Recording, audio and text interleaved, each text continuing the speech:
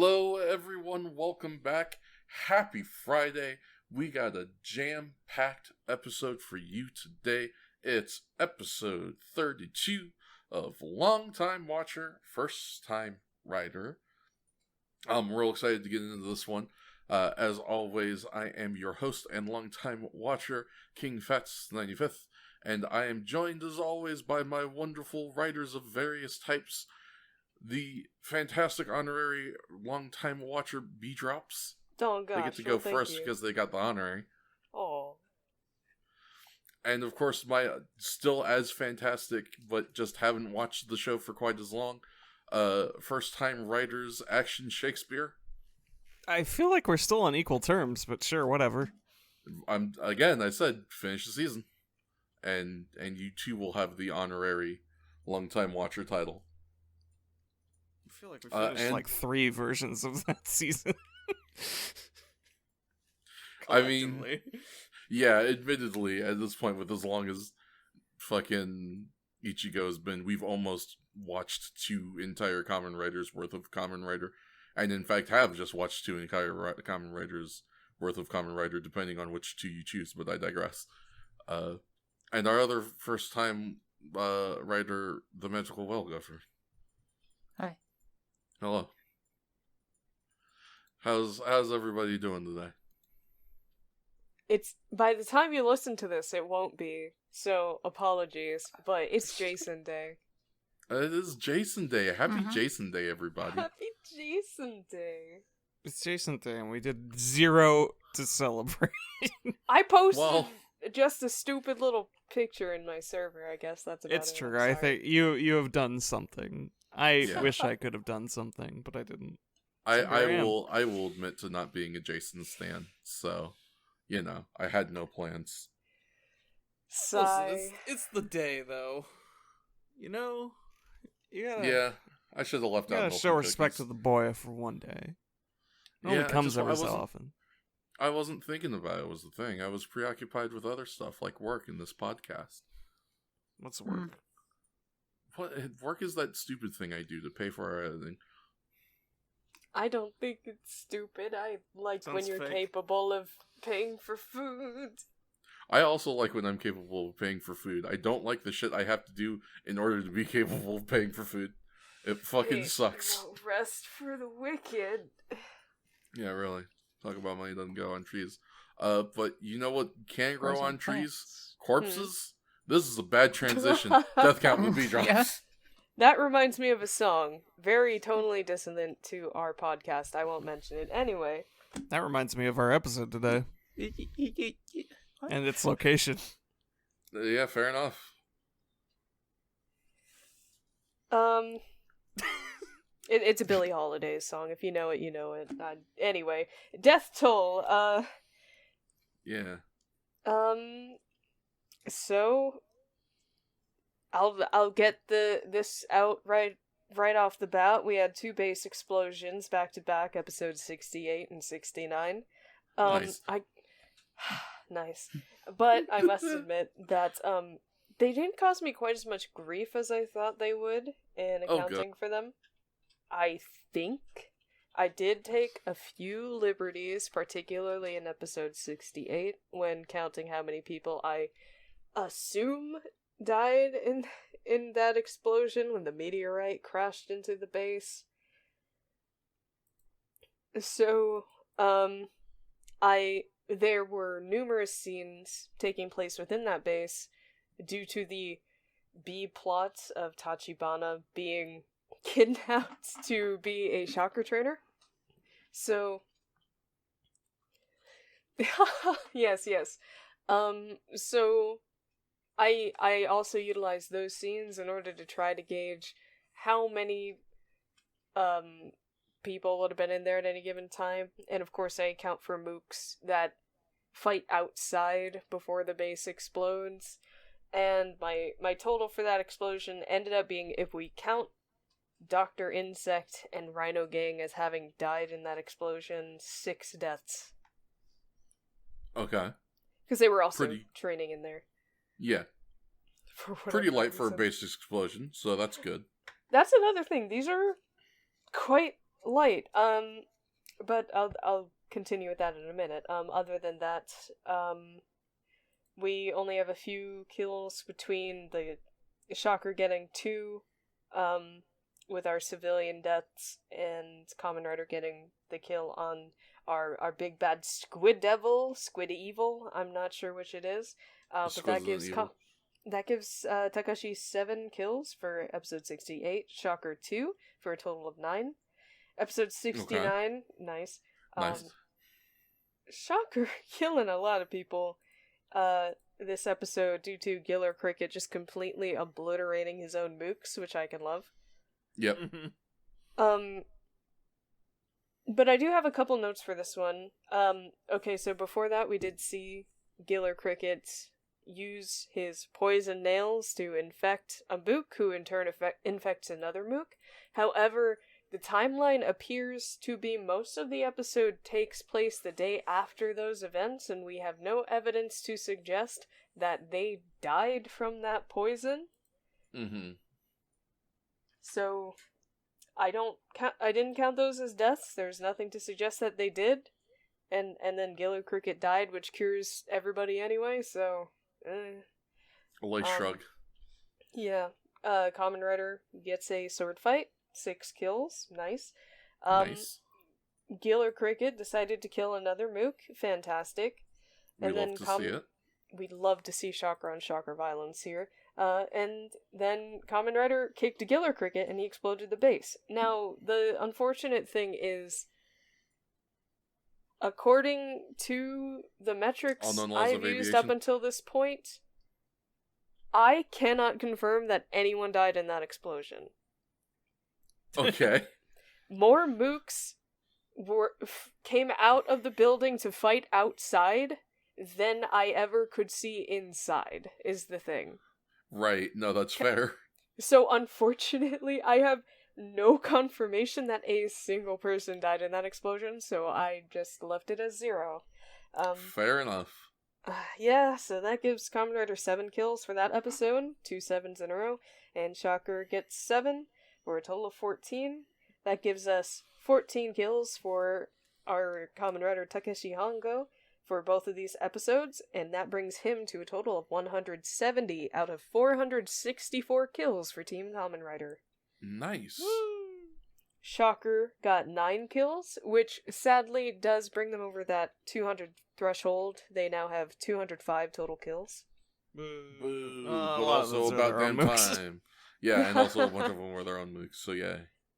I'm at the very least happy that they're killing their own people for the most part, and they are still less than half of the sum total of Team Kamen Rider. Mm-hmm. And that gives us a grand total of 23 kills for these 2 episodes, and a grand total of 705 kills as of Kamen Rider episode 69. Nice. Hell nice. Yes, we did it! We did it. 700 before 70. I'm proud of us. I'm proud of us. We did this. We did it. We did it, gang. Fuck the Kamen Rider production crew. It has all been the Kamen Rider production crew and B. Hey, stop giving back the credit I stole for us. Do you know how hard it is to steal credit from people from the 70s? You gotta get a time machine and everything. This was a difficult heist to pull. Did you not talk to the time machine guy? Dang, he got I'm not number friends one. with the time machine guy. He got number one choice in the Just poll, the DeLorean from Back to the Future. You fucking... You people are all idiots, and I hate you. I didn't pick it. Yeah, that's fair. Reference to the most recent Game Jam episode, or not Game Jam, All Aboard episode. Assuming there isn't one that's going to happen before this episode comes out. I don't know. Maybe it's still up. Twitch.tv/Wordsy. Go check the pods. You'll just have to figure it out. It was a very fun stream. Friends, if you aren't watching twitch.tv/Wordsy, what are you doing with your lives? Nothing of value. Go watch Wordsy stream. It's a good time. Why are you here? Yeah, why are you even here? Go watch it. I'm pretty sure Wordsy is streaming right now. Go watch. You are also supporting Wordsy by listening to this podcast. Supporting this podcast, literally, like, Wordsy's the only one of us here who gets paid. I think true. you please support him. Please support the podcast. I also would be remiss not to say that we don't put at least some amount of effort into the podcast, and I do hope that if you are here, you get some amount of enjoyment and joy out of listening to us. It would make me happy if that were the case. Thank you. I'm sorry. Let's move on. B, you're too nice. You're too nice to our audience. I care them. I know. Thank you for care our audience. I suppose we care our audience as well, because we went and triple stuffed this episode for them. Triple stuffed Oreos. Yeah, triple stuffed that Oreo. And I like don't even have Oreos to celebrate. Yeah, shame, truly. I actually it's do fine. have Oreos. Good. Mails Dang, you a you dropped single the Oreos? Oreo. Delicious. But yeah, so we are going to be watching, or we're going to be talking about essentially 3 episodes. One of which is, the first of which I should say, is the movie Kamen Rider versus Ambassador Hell, which is about the length of an episode anyway, maybe a little bit longer. Original release date for that is July 16th, 1972. Hey, Happy forgot Shakes about Day, that. Everybody. It's my birthday. Happy birthday to me. Happy Happy birthday, Shakes Day. 50 years Happy ago birthday. to you.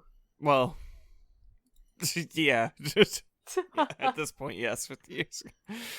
I was gonna say minus 20. Kind of weird. No, to think minus about. 19 at the point. I don't know. It's just kind of weird to think about that your birthday is way older than you. I know, Well, yeah. you know. A birthday happened before I was born. It's crazy. Yeah. Like, that- yeah, but like, I don't know. Yeah, right? Like, thinking It was about how weird. that date has always existed. Yeah. Yeah. Once upon a time, it was just a day, and now Boy, it's howdy, Shakes has Day. July 16th always existed. I could list you several tragedies. Yeah. It's Oh, well. quite wild how tragic July 16th is. I But we wonder got if one more anything good one on the horrific list. besides my It's this birth has movie. happened on June 17th. I'll have to go look it up. But yes, July. Oh, do you have one off the? You got one off Oh, the head there? if you want to, yeah. Does it rival the invention of the atomic bomb? I doubt it. Well, Yeah, it's rough out there. That's yeah, that's rough How in about- every street. that Kamen Rider. Yes. Speaking of good Kamen thing. Riders, so we watched that movie. We're going to be talking about it. We also watched 2 regular episodes, episodes 70 and 71. The Monster Elekibotaru Fireball Attack, that's episode 70, and The Monster Abu Gomez Mount Rocco Great Pursuit, episode 71. Juan. Yeah, 71. For Gomez, yeah. Yeah, for Gomez. So we are going to start with Kamen Rider versus Ambassador Hell, which has the barest amount of a synopsis on it. Anything to make me do less work. Damn it. I'll take the easy way out every time. So There's no easy way. yeah. Top Gun Thank told you, me Shakes. there's none. Well, so you can't take tell- it. I'm sorry. Tell Top Gun they can shove it. I will in theaters.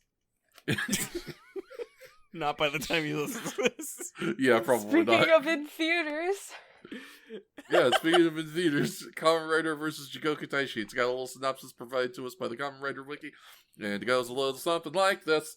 Hit it. Thank you.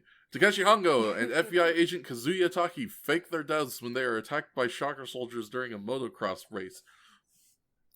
Sure. yeah, I guess that is what happened. I guess, yeah. Is it? Yeah, when they phoned in, or when they were called on the helicopter, they're like, "Oh yeah, those guys are super dead." I mean, oh yeah, I guess that's Yes, fair. yeah. Yeah, they are, We they got are 'em. dressed as, oh yeah, we super got them, boss. Oh yeah, we super got those guys. Shut up. Yes. It's what We got him. it's the fucking Frenchman scene from Holy Grail. I told him we already got one. Anyway, they disguise themselves as shocker combat men and infiltrate, air quotes, the main headquarters. But it doesn't take too long for Jigoku Taishi to find their whereabouts and trap them. Shit, dog, it sure doesn't. Before he detonates a bomb within the base, Jigoku Taishi tells Kamen Rider 1. It's weird that they just have that written out like that. And Taki that Chakra is preparing a giant laser capable of destroying cities. Our two heroes must escape from the base's self-destruction and stop Chakra from arming their latest weapon. Not only that, they must rescue Tachibana and the racing club, who have been abducted by Chakra's minions. A lot happened for so little. So little to describe it. Yeah. I mean, well, because, you know, as we have been constantly complaining about, it's a lot of fight. Yeah. It is been a lot of fight. We need to just write down the details of the fights every time now and just turn this into a wrestling podcast, because that's all it is becoming at this point. Basically, shit. Move for move, let's go. Ugh, God, I couldn't possibly. I don't think I'd be able to stand talking about this show like that. Sounds awful. I have a very good note, but it's at the end. Well, I mean, we're done with the synopsis. I cannot wait. Yeah. I cannot wait for Gopher's really good note. It's not going to live up to the hype. I'm going to hype this endlessly. It's going to be the Duke Nukem Forever of notes. Well, which one? The original one or the 2001 make? Because apparently Duke Nukem Forever 2001's pretty dope. Those shocker all the people online are stole, fucked up my ride. Bubblegum. The official release. Oh no. But jumping in, we do realize something right off the bat. Of this is where they get their B-roll from. Yes. Yes. This is the original footage. Yeah. That they used for the B-roll for the new opening. It was shot in widescreen and then just squished down into 4:3. Just squish you. They squish me. It was really a thing we didn't pick up on until we saw this, and then immediately went to an episode with the same exact footage, and it was like, oh no. Oh no. Yeah, rough transition into 4:3 there. Something. Yeah. Sonic's had a rough transition into 3D. Some say he's still transitioning to this day. Damn Sonic trans moments. I've heard about it. That's the new comic thing, right? Is it? I have no idea. I wouldn't put it past. Oh boy.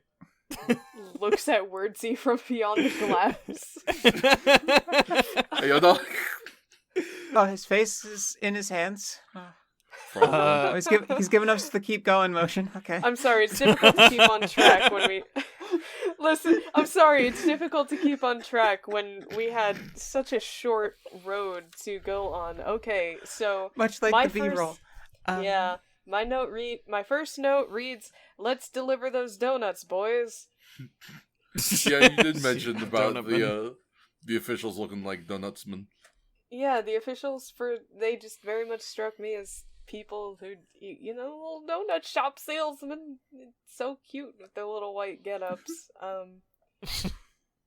I think you are the only person I have ever seen multiple times refer to a grown-ass man as so cute. What? Grown men can be cute. I appreciate... They can. I appreciate the energy. I truly do. Okay, well, I'm happy it's not insulting or patronizing. No, I think you are the only person with the fucking raw cojones to look at a grown-ass man and be like, you are fucking adorable. And I appreciate you for that. There's a lot of very cute, dudes. Usually older gentlemen. Yeah, there are a lot of cute older gentlemen, and we should be saying it. It's true. We should make this our movement. Yeah. Tell more dudes they're cute. Join half of us on, or join us for the podcast bonus episode. What dudes be cute? There are a lot of Kamen Rider dudes who be cute. Yeah, we're gonna go it's through true. a tier It's list. gonna be a lot of writers going forward are going to be shift from handsome to cute. Yeah, pretty much. This seems to be the trend. Hey, we're at yet another bike race. Right, yet another with no race. real setup other than that we're racing. We don't need a racing. Instantly playing the theme, just had no restraint. Letting it rip right off the cuff. I like how Taki has like the showmanship, like, you know, he's giving like the V for victory at the Rider girls, and then Hongo with the fucking bar of soap personality. He's like, what? Oh, hey. He's like, oh, you're here? Oh, yeah. I'm gonna ride my bike now. I don't think he's ever looked at a woman who wasn't about to be killed before. By his own hand. Only that a couple times. One time! Yeah, come on. My powers were new. Yeah, those were back in the transhumanism days when he couldn't touch kids. She came right at him. I miss those days so genuinely. You know, Hongo just killing people on accident. Cyborg freak. Hopefully we will get the return of those days with Shin Kamen Rider. Oh man. It's gonna be horrifying. Yeah. So excited for Shin Kamen Rider. Very excited. I hope they have the 70s Kamen Rider music. They're not gonna. They might. I don't know. It looks pretty. Anno used the old fucking Kamen or the old Godzilla theme for Shin, so you know. Just like in the marketing material that I've seen so far, it's been like the pretty stock standard like synth and drum sort of stuff. Mm-hmm. And I want like the brass and percussion to come back and love the brass. The jazz and the weird experimental doesn't really work. It's just it's still good, you know. Slight remnants of disco just leaking in there a little bit. Just a little absolutely. bit. Granted, disco came late to Japan, but you know. Like I want a fight scene to break out, and then I just feel the need to start dancing. Exactly. Fight given the some Bee of the Gees. Given some of the outfits we see in the episodes later, I think disco's starting to emerge. Yeah, it's maybe a little. Definitely it's on the rise. It's coming. Prepare yourselves. Hold on to your butts. Just slightly less chest hair. Yeah. Ungo's like a magazine model, man. Just waxed. Ready for the beach. Smooth. I love the beach. Not that I'm complaining. Anyway, how about this movie? How about that shocker copter? Yes, how about buy that now. copter playset? Yeah. I see. Target sighted. Sir? Yeah. You can't talk like that. What do you mean? You're not allowed. No. Yeah. Stop that shit right now. Contractual obligations. Listen, if your voice hits below a certain register, the chip in your brain will explode. Do you understand? Presented by Zaya. Yeah, I do. It's quality. It's quality. 1000% quality shocker moves. God. Holy shit. This is our first case of padding. Is this race? Yeah, also. Really. Oh, absolutely. Oh, yeah. It wasn't as bad as last time, though. No, but we get multiple cases of it in this movie of just like, we're just gonna sustain this scene for like a minute and a half longer than we need to, because why not? There's no commercials. Yeah, fuck it. I can respect carrying out like a shot, but it doesn't really feel intentional half the time. It's just kind of like, here we go. Yeah. I get you. Because, like, I can't remember a fight scene that was, prolonged or anything like that because of, like, having the time to film or whatever. It's always just like, okay, we're going to linger on this establishing shot for, like, 5-10 seconds or whatever. You like racing, right? Right? Yeah. You said yes, anyway. That's understandable. Understandable. Have a nice day. Common patter. Patter. Patter. It doesn't go off the tongue at all. That's fine. But we appreciate the attempt. And but then we get Looney Tunes tactics. Yes. Yeah, just gonna mention them. I have it in my notes, Looney Tunes type shit, because just the absolute buffoonery. So my brain went to Scooby Doo, but yeah, Looney Tunes is I mean, same era. Looney Tunes, Hanna-Barbera, take your pick, like it's. But Shakes, what if my pick is the Chan clan? Am I allowed to take my pick then? Charlie Chan and the Chan clan. Yeah, well, Charlie Chan and the Chan clan. One of those actors is Asian. Guess which? Did you guess Charlie Chan? You're fucking wrong. You're wrong. Yeah. Oh my god. Why did they make a Chan clan cartoon? Charlie Chan's hip with the kids or whatever. I don't know. Sure. Hanna-Barbera got money to burn. Well, shit, dog, they sure did back then. They had like 2 decades of money to burn. Yeah, really. So many fucking cartoons. Anyway, check out the track pack. Anyways, yeah. This is all a segue into Hongo and Taki are leading the pack in the motocross race, because of course they are. When we watch a Shocker Mook come out from behind like a partition, and he takes the race sign and he flips it the other way around. So it points to a different path, and then he hides behind the partition again. Taki and Hongo go the truly wacky races type shit. Hongo and Taki go the wrong way. He comes back out. He switches the sign again, so the rest of the races go the right way. Because we care about that for some reason. I guess they wanted this to be covert. Yeah, I guess. Yeah. Usually they don't care about civilian casualties, but I guess they just kind of wanted to quietly eliminate Hongo. Well, a halfway decent idea for once.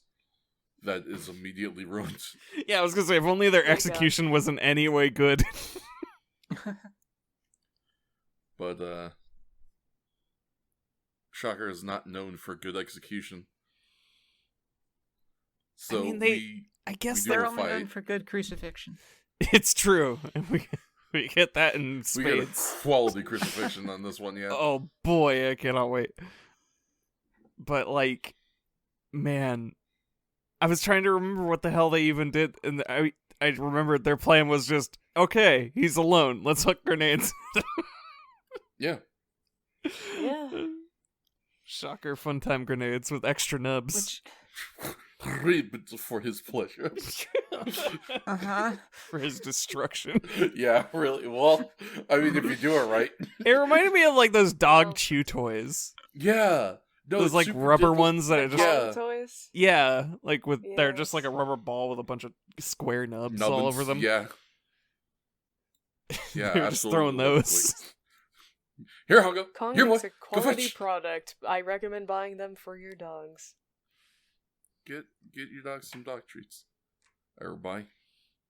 But yeah, so we eat some grenades because that'll definitely kill Kamen Rider for sure. Get him. Every time we've blown him up, it's worked, right? Every time we've blown him up, it's worked. That's why we have 75 Kamen Riders. 75 different Kamen Riders. Yeah, 75 different. We keep having to get a new guy because they keep blowing him up. Man, why is Kamen Rider so easy to kill? Kamen Rider actually gets blown up several times in the 3 episodes we watched, and he just seems to survive with zero explanation. Truly just does not give a shit. One of them, he straight up got blown up like a mook, like a monster does, where the camera cuts and there's an explosion. Yep. No, he's fine. He's fine. Hey, look, I know what you're thinking. You're thinking, didn't we blow that guy up? And to that I say, shut up. Who asked you? Huh? Yeah. Huh? I fucking didn't. Look, if I want the man exploded, I'll do it myself. But until then, you shut your hell. Not my hell. Do we have a fight scene? We have a fight scene, right? Yeah, sort of. Kind of? It's I don't know how Oh yeah, they like, oh, where'd they go? And they land and check, and Kamen Rider is, not even Kamen Rider, Hongo is just sort of standing like 2 feet away from them. And he's like, I'm right here. Yes, that's right. Yeah. Oh no, we didn't see him. This is he doesn't transform for this fight scene, right? No, not at all. No. Yeah, no. I still have the movie open. I could be scrubbing. I should probably do that. Might help.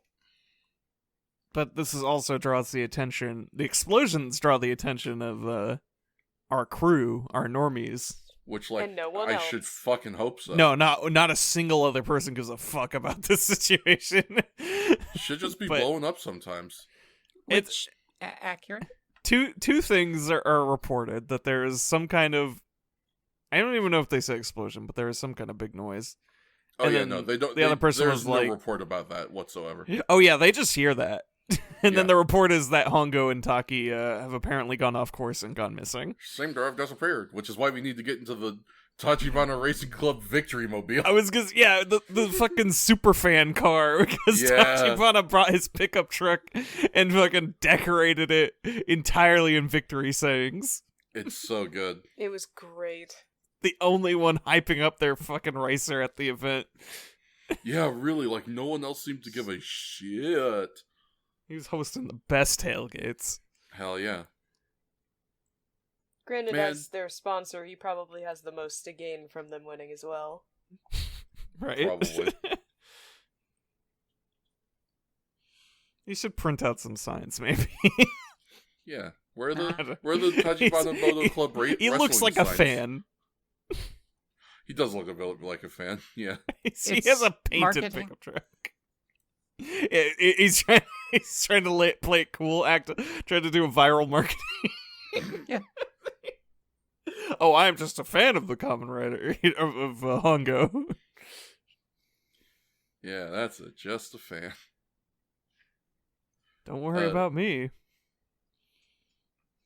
But yeah, so Hongo and Taki, having successfully jobbed out a bunch of mooks for the 8,000th time, steal their clothes, steal their helicopter, and decide to fake their deaths with Shocker, because definitely Shocker leaders are prone to just listening to the mooks.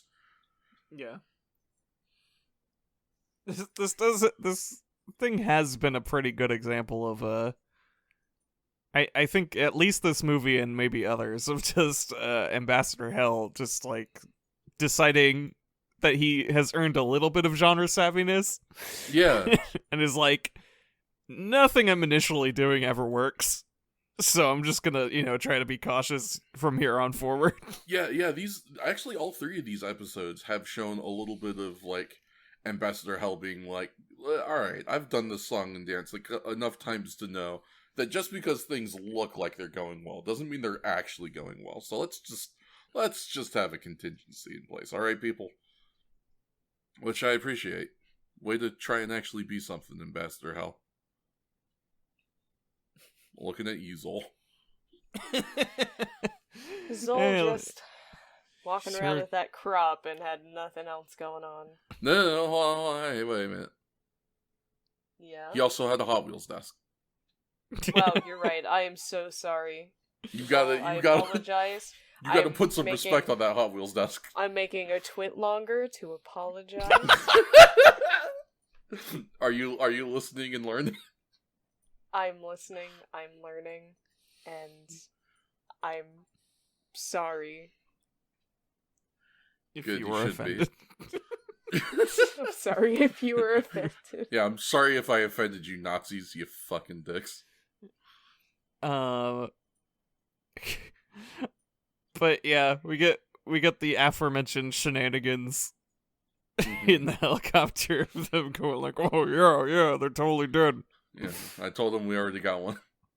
It was nice of them to paint a helipad onto the onto their abandoned building. Yeah. Hey, Well, Luigi. someone actually had to land it there, so... Shakes! Shit. Fucking hotel Kamen Rider.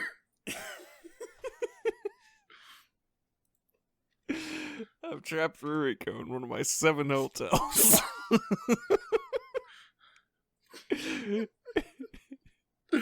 Shit. It's from Chocolate. Dear pesky riders. Oh boy.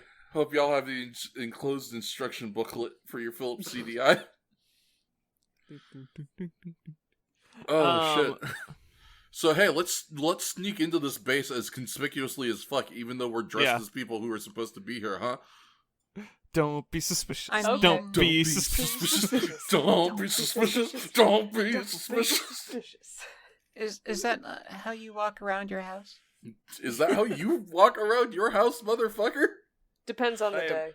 Okay, Yeah. that's fair. I can see it for Gopher. I will give you that, B. I understand you, Gopher. Listen, I'm Thank here. you. I understand. Sometimes you sometimes don't know if you just want to like sneak around your house. Oh, you do it because you want to. Okay, that's I not mean, something I relate to. Oh, okay. Well, I do that too, but also like sometimes you're like, what if I just have like, what if I just like bring something with me just in case? Like, what if someone's just camping out in my shower behind the curtain? I don't know, but today I feel like that's a possibility, so I'm gonna tactically maneuver into the bathroom to figure it out. Yeah. No, I get that too. Yeah, no, Yeah. I've had that moment in my house. Just Yeah. given any room, I'm just suddenly like, I'm gonna take this corner smart. Yeah, someone could be there. Like I've got steps that go down, and like when it's not lit and it's 3 a.m., it can look pretty ominous. Oh yeah. And sometimes my cats are just making enough noise where I'm like hearing some like shuffling, and I'm like, I have a glass of water in my room. I'm just going to take it down and sip it while I walk down, just in case. Just in case. I flick on some lights, and I don't see any cats. Maybe just go grab a knife. And I just have, if I'm making a sandwich, I'm going to have a knife in my hand anyway. So Exactly. It's fine. We'll be fine. Like, there's this really good, I think it was a Vine, or at least, a short video of just like this guy doing the thing where he has to turn off the light downstairs and then run upstairs. Mm-hmm. And he looks back, and there's like the freaky ghost person, like just like at the top of the stairs, and they're just like, man. And they just go back downstairs. That's fucking good. Like, I've had some of those nights, and then like my brain sometimes can like fill in the silence with noises and stuff. It's I've plenty of what the fuck was that every noise? time. Like I have had times where I'm like trying to go to sleep, and then I just hear whispering. Oh no! And like Great. that was unmistakably a single word, and I don't know where it came from. Oh, yeah. Those ones at night are real scary. Yeah. So weird. Sometimes it's a matter of like you were losing just enough consciousness Yeah. to start yeah, entering for sure. audio hallucinatory states, but you're not unconscious enough to accept them and move on. Yep. Yeah. It's like I understand what's happening with it, but it's still just. It takes a minute though, because you're in that state, so you're Yeah. like, whoa, this is it. Here I go. Oh, I'm coming, Elizabeth. Yeah.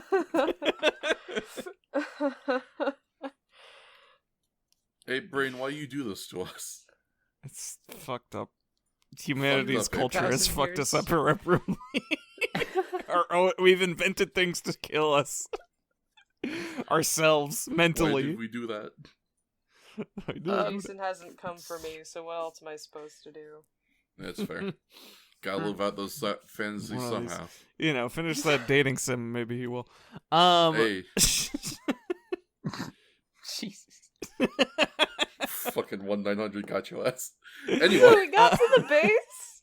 Yeah, we have, yeah, so we got one more around. ceiling cat. Yeah. Well, wait, sorry. We first get trapped, and then it's like, oh, there's a vent at the top of the door. We better try and go open it. Get on my shoulders. Oh, it's being blocked. The fucking monster's just stepping on the door. Yeah, it's fucking laughing at them. Kabutorong. Just I love that he's just kneeling on the grate, like gotcha. Fucking idiots. They'll never get here. They'll never be able to vent now. I'm vent camping. Fucking dick. Kabutorong would vent camp. So in comes the pinkish red gas that apparently makes you melt. Mm-hmm. What are we going to do? Oh. I don't fucking know either, dog. I want to smell it. And melt? Just a little? Just a little. Like, is Yeah. it scented? Flavored? It does look like it would be bubblegum flavored. Love a good bubblegum flavored melt gas. Anyway, the point is we get time out. to melt. Yeah, it, like, the scene just kind of moves on, and Kamen Rider busts through somewhere, and They break through the ceiling. I assume they just crawled through the ventilation system or something, because there's no explanation, so I'm left to my own devices. Truly no explanation. It's just so strange, because, like, I think he says something is like, nothing can block me, and then we just sort of don't see that process whatsoever, and then he's out. Yeah. It's like, well, I guess he was right. On a basket character? It sounds about right, honestly. Lord. Don't activate wordsy. You see, what you don't understand is that Kamen Rider is like Steve Buscemi's mom in that movie Shake Show that I can't remember the name of off the top of my head right now. Oh, Living in Oblivion. Yes, Living in Oblivion. Yeah, Kamen Rider has learned how to go through any solid objects using only his mind. I'm like air. Yeah, he's like air. That's why he's wind powered. Good for you, Ma. What a fucking good movie. Yeah. I love that movie so much. Very good and also extremely stressful. Oh, yeah. Yeah, Holy that movie shit. took like 4 years off of my life. That was rough. I'm glad everybody could share the experience of seeing it for the first time. It's ugh. But yeah, they broke out from Somehow. the gas, and then Kamen Rider dick punches him to death, and then we move on. Mm-hmm. Who's he dick punched to death? I forget. Dr. Insect. Does he? Yeah, he just kind of hits him and leaves him for dead. Yeah, he does just punch him right in the cock and balls, huh? Like, his death cry is so good, too. He just gets punched below the belt, and he's like, ah! And then we never see him again. And then he just crumples. Yeah, I forgot that, the way that we find out that Taki and Ryder got out is they just show up behind Kabutorong somehow. No explanation as to how. They're just there. They found the other vent. And did something. Yeah. But it's too late. The timer has already been set. The base is set to explode. In 30 seconds. Kamen Rider, what are we gonna do? Shh, Taki, be quiet. I'm thinking. Kamen Rider, we're running out of time. Kamen Rider, we gotta do something. Goodbye. Goodbye. And then the base explodes. It's always Kamen good. Rider's fucking dead. It's always good when a Japanese person speaks English. It's never not good. I'm sorry, I don't make the rules. I just enforce them. It's really... There's a charm to it that is hard to escape. Yeah, really. The thing for me that always gets me is when it's, like, very much not an attempt at speaking the language, but it's written within their own characters, so it's just completely butchered. Which is a thing that happens a lot in anime. All the time. Oh, yeah. All the time. So he wouldn't say goodbye with an accent. He says goodbye. Yeah. Mm-hmm. It is a good buy. I've amazing. made a smart purchase. You can make any amount of an attempt to learn how to say the word. But why would we? Man, wouldn't that be something? Yeah. Wouldn't that For be Japanese something? media, Japanese media try to learn how to pronounce an English word. Oh, Challenge. Not that long ago, I ranted about how they never make any attempt to pronounce names. They just if your name's Edward, you're never gonna be Edward, even pronounced with you're a thick Eduardo. accent. Eduardo. Yeah. My favorite stand.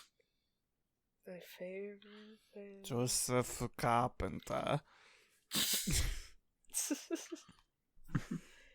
Oh, Japan. Sorry, Mr. Joe Carpenter. I'm sure everybody listening, we're not making fun of accents. We are just baffled at they make no attempt at saying it. He won't say goodbye even with the accent is the thing. Yeah. There's no attempt at actually saying the word as it's intended to be pronounced. Yeah, he's just going to enunciate it. Inverse of this, I was complaining to B about what I observe in mostly UK but also Australian people. With a lot of Japanese words of just not even trying whatsoever on the vowel rules. Not exclusive to Japanese words either. Any Spanish, etc. God, it's so weird how weirdly rigid they are for one of the most flexible vowel sets. Mm-hmm. I don't get them. It's the proclivities of people are strange and difficult to understand. Shinkansen. Listen, let's not pretend Americans are much better. Yeah. I mean, some people are really bad at it, sure. I don't know. I think it was largely a case of saying a word from a different language while speaking English. I assume, because I do know this lady in the example given does know better. She does. That's so weird. She does, about it. but she's speaking it's just kind of the way we speak in a different language. Like it'd be weird if I was like, oh yeah, I was thinking tonight I might watch some anime. Like I wouldn't do that. That would be fair. strange. I guess my hang up with it is that's just like a singular example of a trend I see with a lot of these cases is that they're so weirdly rigid about the A being ah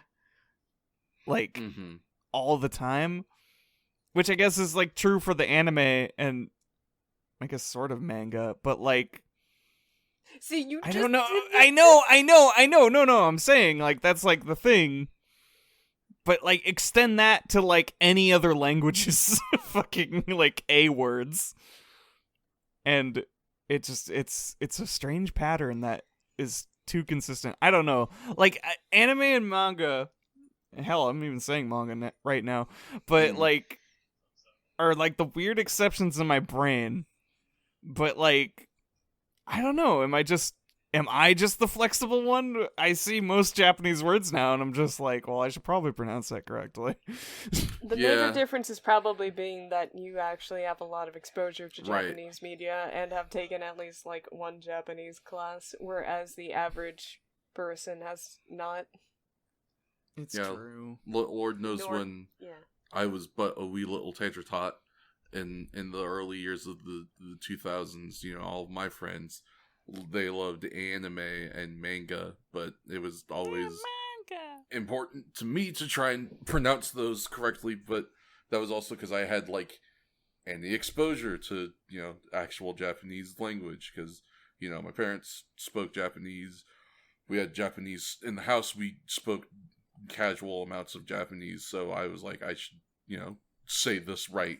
But if you don't have that exposure, it's, you know, it's weird to tell your brain that you need to make accommodations for that if you don't know already. That said, if you know better, pronounce Shinkansen correctly. Yeah. I don't know. That shit makes me flinch. It's just like she works there. If you work for the Shinkansen, you have to say Shinkansen. It's a rule. Also, I have to resist the urge to like do a little hand motion whenever I say Shinkansen because it's how my teacher would always say it. It was just like a what's the word? Mnemonic device almost, but just through the motion of like doing a little like clap your hands and send one of them forward like it's shooting out. Shinkansen. I love little devices like that. Anyway, we blew up Kamen Rider. He's fucking dead. We have nothing more to talk about. Yeah. Episodes 70 and 71, those were fake. I just didn't want to, you know, This is spoilers, Yeah, this is a big spoiler for the movie. Join us next episode where we are going to be talking about our new Kamen Rider series. Because Kamen Rider's fucking dead, right? I mean, we definitely got him this time, right? We blew up a whole base. He's got to be dead, right? Yeah, we got to just learn about our new villain now, and his plans that he will carry forward. Yeah. We got to learn about the Longhorn Kid. Yeah! Howdy! You know, he's not the one that rides the horse. Is he not? He's not. Spoiler alert. Yeah, spoilers. They do kind of make good on this concept, but not with that guy. Nope. Oh man. I forget, did this episode, or did this movie come out before or after the Kamakiri Kid episode? I think okay, this movie does come out before the Kamakiri, He also will just have his own episode. Yeah. Or did? Did I forget? Yeah. Or no, wait. No, wait. Shit, this is after... Yeah, I guess... Yeah, okay, so... our editor, Wardsley, is in the booth telling us that this was filmed before the Kamakiri Kid episode, but it looks like it actually came out after the Kamakiri Kid episode. Because as far as, like, order show continuity, this movie comes after the Squidevil episode. Which is after Kamakiri Kid by, like, an episode or two. So yeah, Kamakiri Kid, the episode 66? Which one was that? Kamakiri Kid is the Resurrection episode. Yeah. The Shocker Graveyard? Yeah. Yeah, 66. God, no wonder I forgot him. That episode was not good. Like, this episode is marginally better. For starters, Honga's actors in it. But yeah, 66 is the episode where we first meet Kamakiri Kid. And then, like, 2 or 3 episodes later, we get this movie. God, wow, yeah. Where he is the new Shocker monster, I guess. Shrug. And he's not using any of his powers that we really know him for. I think he shoots some powder, but like I don't remember it hitting anybody. No. In the movie. No, why would it hit? That's ridiculous. That might kill someone. It did, but it didn't really do much, I don't think. Well, it's just sleep powder. Or did he? No, yeah, he got the people, right? Because he comes to the racing club. Yeah. And I was like, time to sacrifice, yeah. Oh, yeah, that's right, yeah. Time to sacrifice. But we don't do that. Or maybe we do. But we don't. I don't know. Well, I don't think we did. Or, no, that's a good point. Maybe we did. They don't show us that we did. That's for damn sure. We'll probably get to that later. Apologies. We get come to to think of it, this really is kind of the synopsis same plot, just with more actual Hongo. Yeah, basically. More Takeshi for your buck. Delicious. Do like some more Takeshi for my buck. You know me. I'm always willing to spend a little extra money for a little extra Takeshi. That's just how I live my life. So the premiums. Yeah. Multiple Grand Slams. Multiple Grand Slams, baby. Whoa.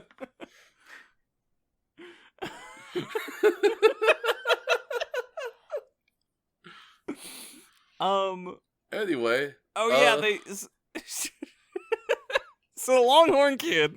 Yeah, Longhorn Kid. Yeehaw! Busts into the racing club, who seem pretty unconcerned with the whereabouts. He does underground because when they're kidnapping him, there's that part the shocker book just pops out of a hole and goes, yeah. That fucking devastated me. Yes. He came up like a little groundhog. Will the Shocker book see his shadow? Will we have 6 more weeks of Shocker winter? God. Probably. We'll never be free. Never be free of Shocker winter. No. Yeah, so Kamikuri Kid, he successfully kidnaps he gets all of the Rider Club gang, right? Which at this point I believe is still Yuri, Dogleash, and Emmy. Spoiler alert, yes. That's not gonna be the same come episode 70. Because it just doesn't matter. Fucking Christ-a-roni and cheese. A new rotation is upon us. Yeah. Yuri's still holding on. Hanging strong. Holy shit, yeah. I'm rooting for her. The real MVP. Proud of you, girl. You hold on to that job for all you're worth, I guess. Yeah. I believe in you, please. You've been the longest running Rider Girl of all, I think, at this point. Yeah, she's the real long-time watcher. Like, I think she surpassed Buriko by miles and easy. everybody else. Buriko was probably the lowest running, frankly. Yeah, really. She was only in a couple episodes. Well, I think Dogleash has less. Episodes? Oh, that's fair. Dogleash might have less episodes. I'm honestly not sure. Buriko was not here for long. She wasn't. No. What, Dogleash had like 13 episodes? Is that right? That's like the same as Buriko. Yeah, that would be about the same as Ruriko, huh? Roughly. Woof. Wolf. Yeah, wolf indeed. But not as long as Ruriko's friend. Who hung on longer than Ruriko. Ruriko did, yeah. What's her face? Hiromi. Yeah, that's it. Anyways, they're all getting kidnapped in a hole. Yeah, you know how sometimes you get kidnapped in a hole? No. Occasionally. Yeah? Look, sometimes you get kidnapped in a hole. It's alright. It's fine. It happens to everybody. You don't have to be embarrassed. Experiences are not universal. Yes, they are. He sounds devastated that that it's not. I'm sorry, you haven't gotten kidnapped in a hole, B. It's fine. I'll get it set up for you next birthday. Yeah, we'll work on it. Yeah. It is Jason Day. Yeah. It is Jason Day. Jason Day, and no Reminds one's me of even my around. losses. Yeah. It's gonna be okay, B. Sorry for your loss. It's okay. We'll get a buff dude. We'll oil him up. We'll put him in a hockey mask. It'll be a whole thing. Kamen Rider. Look, the oil's for me. I gotta have some fun. Okay, well. Doesn't really get more fun than oiling up a big muscular guy. That was like a literal spit take. Yeah. My word. Swish. Life goal achieved. Scratch that one off the bucket list. Yeah, baby. the little teacup. Fucking achievement unlocked. So many achievements of unlocking real emotions this evening. Yeah, really. So incredibly powerful. Well, it's Jason Day. I'm like a werewolf with the full moon or something. I don't know. Awoo. Awooga, more like.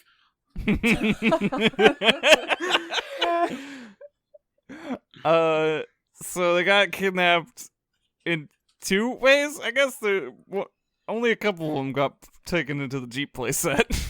Yeah, we split up. We split the party for some reason, even though we're the kidnappers. Anyway, don't worry about it. Hanga goes to rescue. What? It's Emmy and Dogleash are in the Jeep playset. Probably. Yeah, and yes. So then Tachibana and Beauty are elsewhere. I appreciate you, B. I appreciate you so much and your efforts. Thank you for paying attention. Thank you, yeah.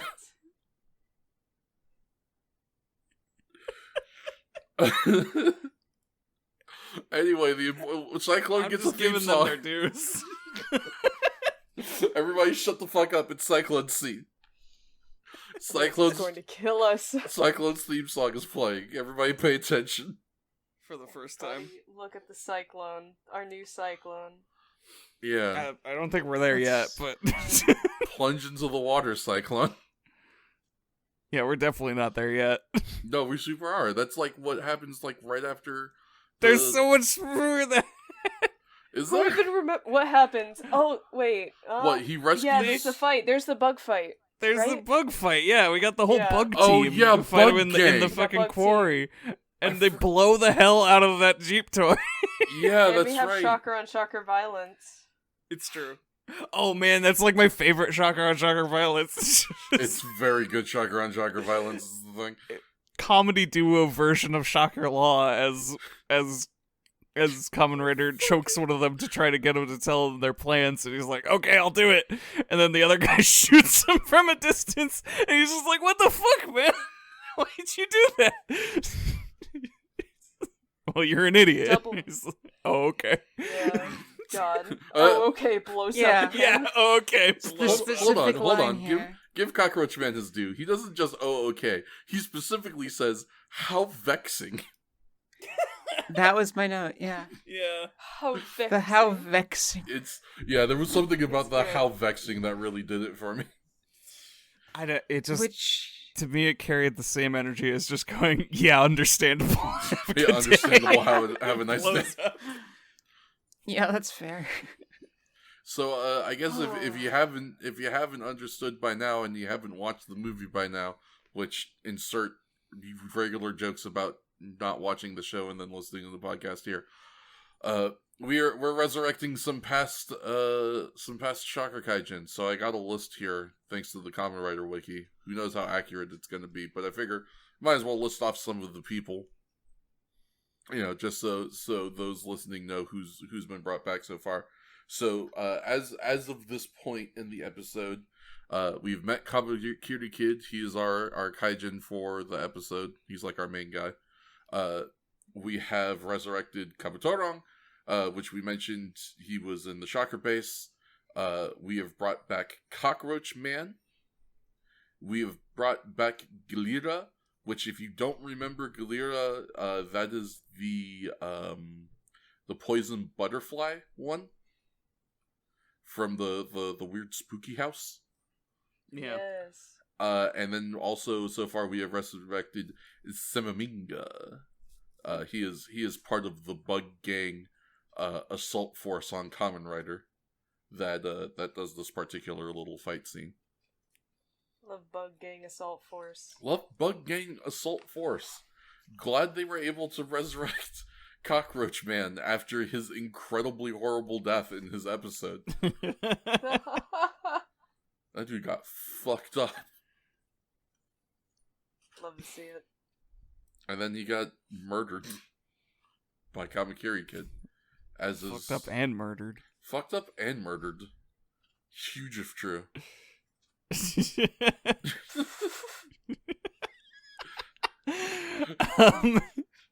Also, so the plan we've gleaned so far is that Shocker has some sort of deadly laser. That's a big old laser. The sun is a deadly laser. And they're going to Mount Fuji. Is what we squeezed out of Cockroach Man. Yep. After minimal fighting. Quite literally squeezed it out of him. Yeah, he was pretty amenable to talking. Thanks, Cockroach Man. Thank you for remembering that you were a civilian at one point, and you got turned into a cockroach for a really stupid reason. Yeah, I got the balloon drugs on everybody. I gotta get the balloon drugs. Okay, that was a fun episode, though. It was. It was incredibly fun. Man, yeah, I was just watching Cockroach Man's death again. That's fair. What a delight. What a guy. Anyway, so we face off. So yeah, we face off against the bug gang. Is there something that happens between that and the cyclone fight that I may be forgetting? Yeah, that's where my memory gets fuzzy. I feel like he fights some dudes off. I don't remember the other two even dying.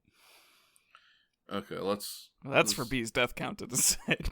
This is why we scrub episodes, gamers. But I do remember it pretty shortly cutting to our caravan with our Shocker brand truck. Yes. Yeah, the Shocker brand truck on the Shocker brand caravan. Going to Shocker brand Mount Fuji. Love to see it. I love the concept of Shocker brand, like store brand. Like if you that's basically the thing in the new movie now, right? Yeah, basically. A little bit. Branding. But it's a cult. It's nodding towards an actual real life cult in Japan. Yeah. Oh, is it? I didn't actually know. An infamous cult built around the concept of selling happiness to people. Oh. If you want to be happy, match up. Be. Huh? Don't worry, B. I don't know what they're talking about either. That's just what Shocker's slogan is for Shin Kamen Rider now. I am assuming it is supposed to be. My brain turned off so bad for No, that. I know. It's fine. Oh, your mind. I am assuming it's supposed to be, if you want to be happy, be Shocker. But like when you see it spelled out, it just says, if you want to be happy, period, be period. Yeah. Just do it. Yeah. Just do it. Don't let it be happy. They couldn't take Nike's slogan. Yeah. Yes, Wordsy has given us the note from beyond the screen, Mob 100. Yes, there is also a group based off of this real life cult in Mob Psycho 100 as well. I was not aware of that. They're very literal about it. They're about it being a happiness cult, of course. I still need to how far watch reaching Mob does Psycho that go? 100. Is it like, how old is this cult? Pretty old, because they referenced them in Earthbound. I was gonna say, is this the same thing that the Happy this cult is from absolutely Earthbound the is? Happy for okay. sure. Except those were a little more KKK. Yeah. But blue. Double D, double die. Yeah. Man. Yeah, wow. I never registered that piece of trivia. That's fun. I might need to look into that. Yeah. I guess not really fun. It sounds horrifying, but it's good to know when engaging in Japanese. I enjoy history where that may be prominent. Yeah. You know, like you'll hear a lot about Scientology in American media. Granted, American media tends to be very forthright about just calling it Scientology, but you know, unless it's made by a Scientologist. Oh boy. Yeah. Oh boy. I used this good conversation time to scrub through the episode, and Shakes does in fact have the right of it. So after the bug gang fight, Taki touches down in the Taki helicopter playset. Right. We say some lines. I wasn't really paying attention because I was just trying to scrub through. We cut the Shocker caravan going to the base of Shocker Fuji. With the Shocker caravan, Kamen Rider chases after them. The caravan rides into some smoke and somehow disappears because Ambassador Hell is magic, I guess. Yeah. He's from hell. And motorcycle fight. There we go, finally. Yeah. Yes, it's time for the it's time for the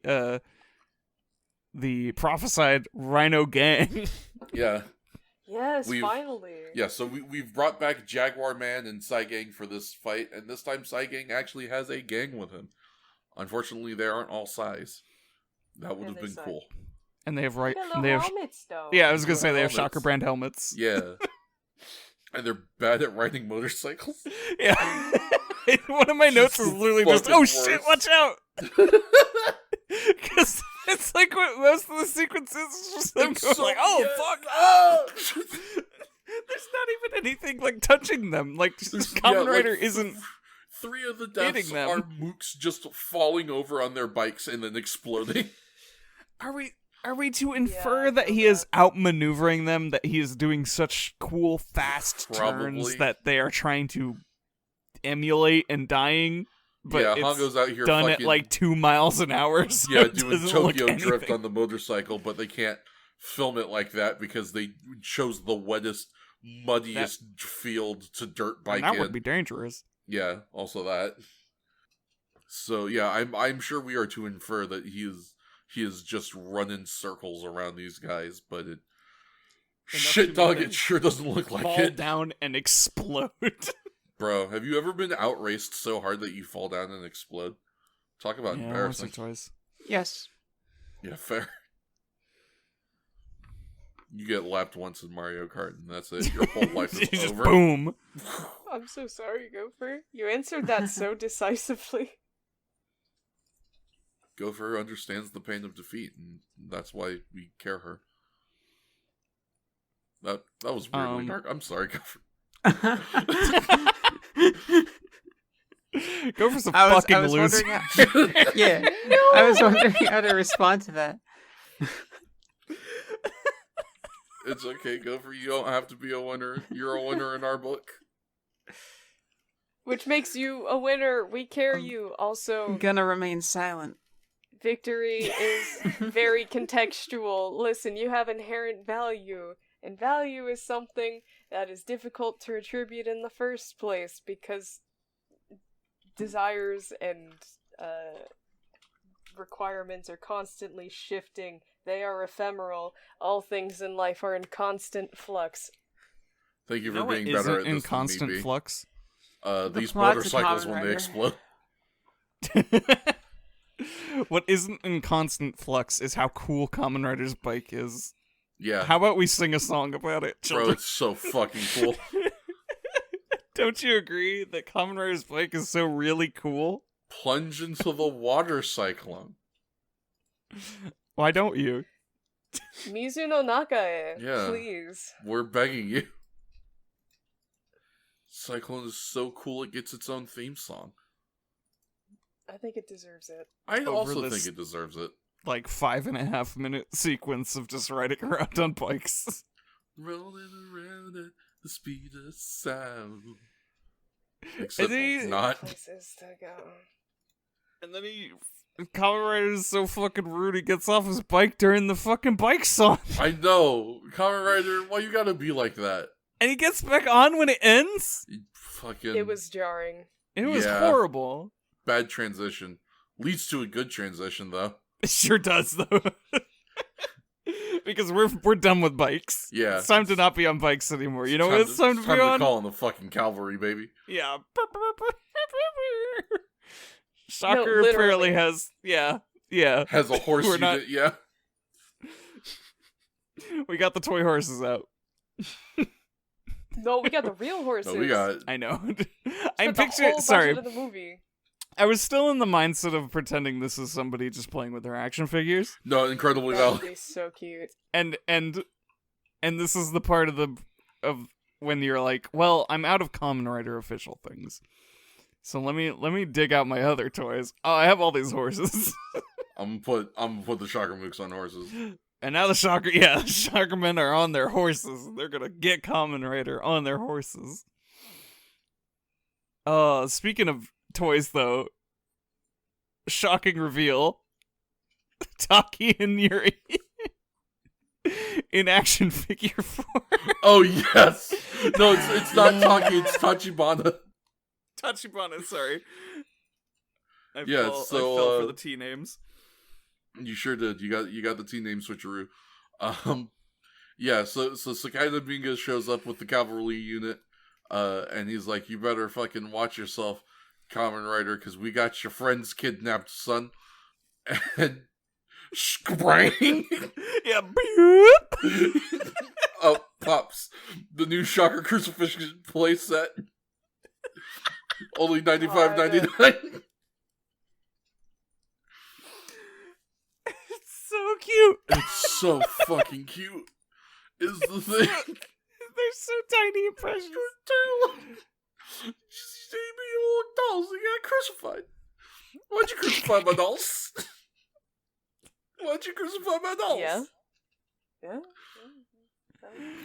Oh man. I wasn't less violent with my dolls. I shouldn't say anything. Incredibly fair. We all did fucked up shit to our dolls. God, yeah. So Tachibana and Yuri have been crucified, but it's okay because Yuri's in a cute shirt, and that means everything is gonna be okay. It's such a good shirt. I want it. It's a quality shirt. Go back. I don't know what the hell is on it, but it's. Go back in time to the 1970s It's precious. and buy it. Yeah. Oh, that does remind me. I need to hit up that website that does radio broadcasts from multiple countries for multiple decades. Yes, I've got that site bookmarked. It's very cool. I need to scan some Japanese 70 radio waves. Oh yeah. Just for educational purposes. Yeah, that'd be good. That'd be some good stuff. I don't know if it's gonna get anything, but I just find that shit interesting. I'm more interested in like the commercials. Yeah, for sure. Yeah, so it's time to rope up old Hongo. He's gonna get tied up, pushed down, dragged through. Hogtied. Yeah, hogtied, pushed down, dragged through some snake water. So we tie. Yeah, we tie. I'm sure up we have Hongo. identical notes here. We tie up Hongo. We drag him around. We get some good use of the Hongo ragdoll. Yeah, We just drag that motherfucker. Oh, it's a great shot too. It really it's is. Like it's got the crucified Tachibana and Yuri in the foreground as they're just yipping and hollering in the background. Like I don't think nothing simulated. It's just them fully in the background of this shot and just running around in circles dragging a Kamen Rider dummy. Also, Cinnamon topography. Once again, making use of that widescreen. Do really appreciate that for whatever reason. Instead of Kamakiri Kid, instead of Longhorn Kid, it's Sakaida Minka of all of the people. Why is Sakaida Minka on the horse? Who put this man on a horse? Included. Ever see a cockroach on a horse? Or a cicada on a horse? Honestly, I think I'd rather have seen the cockroach. Be a cowboy, baby. Put this bug on a horse. I want to see like,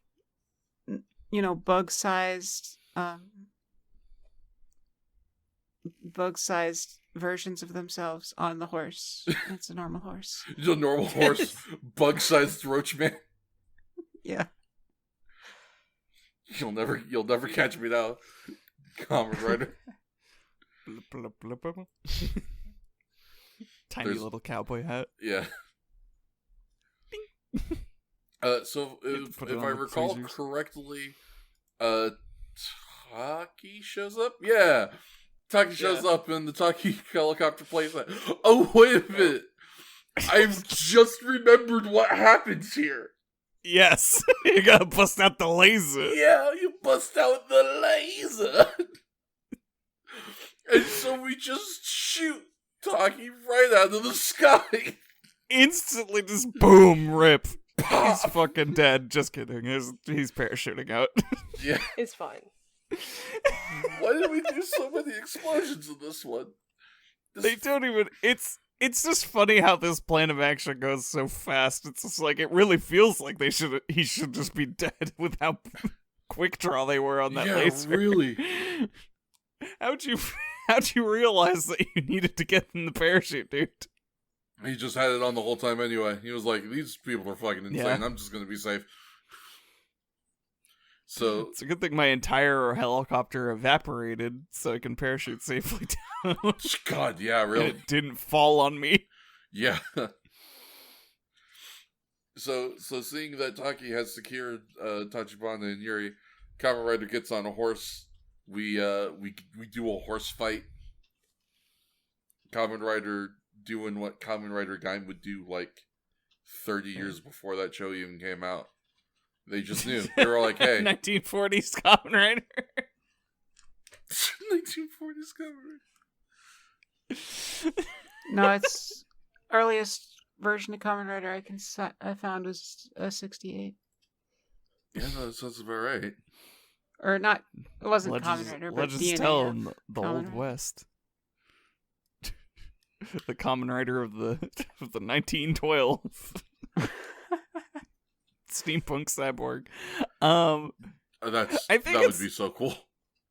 The laser thing is extra funny in how overall, in the grand scheme of things, how impotent it is because they shoot him down, he parachutes, and he meets zero extra resistance as he just walks up and frees Tachibana. Everybody else is too busy riding around Kamen Rider in a circle. Hooping and a hollering. Hooping and a hollering. They're having a great time. They're being cowboys, living out their dreams. Can you blame them? I wish all these Shocker Mooks had cowboy hats. I am actually mad they didn't. God, it would have been so good if they all had like spurs. Why couldn't they just dress up for the event? Come on. Yeah, I would have. Even if I was a Mook, I'd have risked the ass whooping I would have gotten. Right? The 95% chance I get murdered by that psychopath Kamen Rider anyway. I'm wearing a cowboy hat. You can't stop me. Sometimes if you just go with it, nobody questions it. Exactly. You just gotta do it. You just gotta commit. They say the number one way to sneak into places is to act like you belong there or whatever the fuck. Yeah. Bring a clipboard. Just walk like you know where you're going. Exactly. Speaking of walking like you know where you're going, that's what old Taki intends to do up our good friend Mount Fuji. He's gonna try and break into the Shocker base, but before he can do it, he's accosted by, oh no, who's that? Well, if it isn't my Halloween bitch, Candy Corn Takeshi Honga. We really tore into him. We ripped his ass apart, and he deserved every second of it. We gotta sneak up this. Bright yellow. I was gonna say we gotta sneak up this mountain. What fit are we bringing? I got this bright orange jacket. Mm-hmm. Okay. I have these nice matching socks. Also, bright orange. Uh-huh. With the stripes. With the stripes. Like candy corns. I was gonna say, no, the jacket was yellow. Yeah, so we got the whole candy corn set. We get the full candy corn. Yellow, white, orange. Just absolute buffoonery. And the pitch black pants. Bumblebee ass. Yeah, really. Like, in what universe, Hongo? I don't understand what you were thinking. And what looks like are blue shoes?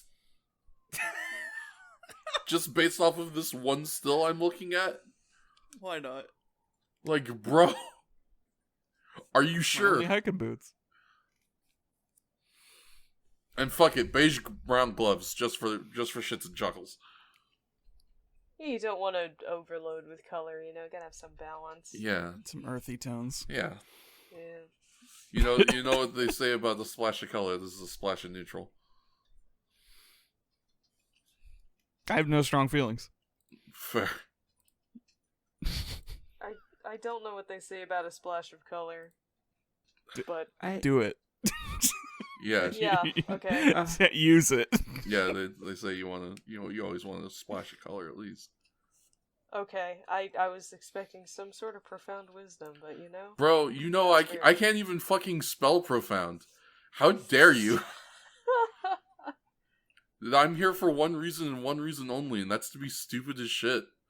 You can't expect this much from me.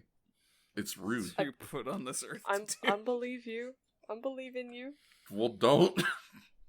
Oh. You're fucking up my SEO. Oh, no. I've got too many positive reviews now. I have no idea where this place is going. Also generally horny. Thank you, Wordsy. That's one thing you gotta remember. I'm sorry, I just zoned out. And come back at a choice time. This is what brings you back? A little bit. Alright. I'm just so confused. Alright. Learning. I'm learning. Yeah, we're learning and we're growing. She's all say. Anyway, it's time for a about fucking that shocker Fuji. monster roll call. Yeah, I was gonna say that's basically what happens almost immediately. They're strolling through the fucking mountainside, just eating snow. Yeah, looking real casual about all of it. Yeah, insanely casual. But who's that over the horizon? Could it be? Indeed Everyone's it is. here. Well, it's Longhorn Kid and his posse. Sea Snake Man, Worm Man, Ray King, Ghoster, Brandon, Kinikamorg, Zanjo, Dokumanda, Musabidol for some reason, Fuck that guy. Zabronzo, and Bearded Lizard Man. Who is this? You saw him in the episode. I know I you still know who don't he is. remember who Bearded Lizard Man is. They got him in the back of the fucking bodega. He's cooking. I know you know this man. They got this man cooking. Yo, you got this man cooking.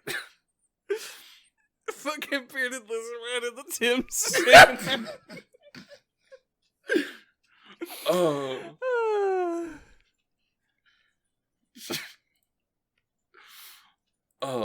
You messed me up. You got me good, fam. Ooh, that guy right over there.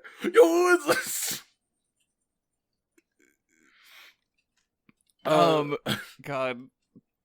This was a dope fight scene. I love roll calls. I really appreciated this roll call. I like that every It's shocker so much monster did like a little pose too. They all had a little something. And this was an interesting group of people to bring back. I'm honestly not too upset with any of the choices except for Musabidol for obvious reasons. Fucking Roadkill Man right here. What are you doing? Yeah, we should never bring back Roadkill Man. But Roadkill Man had one of my favorite spots in the oh, it's fair. In the fight though. His fight with Taki was very good. Yes. His fight where Taki's ruining the LARP and God moding. Yeah. The squirrel's here with a sword. He's stabbing at the ground multiple times next to Taki. Like, Taki is not making any effort to dodge. This dude is just missing on purpose. Just fucking sucks. 3 fucking times in a row before he gets disarmed and then he just starts punching him.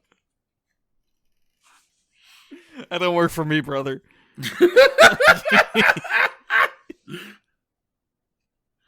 Oh, nobody's selling for Squirrel Man. Nobody sells for Squirrel Man. Flying Squirtle or whatever the fuck his Would you name was. fucking sell for Flying Squirtle? Probably not. Exactly. I have a very hot take. Tell us. Please. I'm okay with a Flying Squirtle. Whoa. Is it because he looks like Roadkill? I mean, you have to tell us where it's entrapment. Really? Interesting implication about Gopher's tastes you just made. But, like, I guess. Listen, Gopher's a fellow freak. We understand each other to an extent, I think. Okay, so you're going more in that direction. No, not necessarily in any specific atmosphere, I guess. Just in general, the liking of terrible things. Yes. Yes, exactly. Thank you. You know, it's not bad. But I was just gonna say, like, I can relate being the underdog of it. Gopher, you know? I need you to do me a favor. No matter how much of an underdog or a loser or a failure you feel like, or whatever the fuck, never, ever compare yourself to fucking Roadkill, man. You are always at least better than that asshole. I do agree. Alright. That is below the bottom of the barrel, alright? Look. If you ever need a little picking me up, at least take pride in the fact that you know you are at least better than fucking... Yeah, like Wordsy said, foundationally bad. We're talking fucking sediment level. I've been more so with like the costume aspect. No. Even you are better than that costume. If anyone Look, ever the costume's tried its best, and so am I, and I can relate. Damn, you're right. If it was just look, if Flying Squirtle was better in every other way of things they did, I feel like we would have forgiven the costume more. But Flying Squirtle was just a weird jobber. Truly all the around, essence for Slux's Dragon of Shocker. Underutilized, and just wasn't good to look at on top of it all. So it's the easiest thing to rag on in the end. Yeah. Unfortunate half-stuffed animatronic. I hate this man. You deserve better, Gopher. Your baseline is better than this. Oh, for sure. Kamen Rider. Kamen Rider. We also got my second favorite kill in this. Oh yeah, people are just dying. Oh, people are just I guess dying. The first one wasn't a kill so much as just a scuffle. Kamen Rider transforms and then starts actually killing people with lesser moves. Yeah, of course. One of them is straight up throwing a man into another man, and it's just a very like, catch me! And then they roll down the hill, and then they both explode behind a rock. It's a really big fireball, though. Like, very impressive. Probably melted some snow. Yeah, probably. I will say the snow was a very nice backdrop for this fight. It gave a really cool, kind of like a pristine base that, like, all of the colors really pop. It was super cool. I want more and they were like Kamen kind Rider of kicking it up a lot too. Yeah. More fights in the snow, please, Kamen Rider. Yeah, this was a cool little collection of monsters that we decided to bring back. I mean, I do still think Musubido was weird, and I'm like ever so slightly annoyed at like Zanjo, because this is like the third or fourth time we've brought him back now. But it is what it is. I think they just really like that suit. But like cool, like happy that Z-Snake Man is back. Happy that Ghoster was back for this one. That was a cool pull. Ghoster. Happy that Kinoko Mord came back. And what's his name? Mushroom Org. Yeah, Kinoko Mord. That was a way farther pull. Yeah. Than I was expecting. Yeah, very cool that Kinoko Mord came back.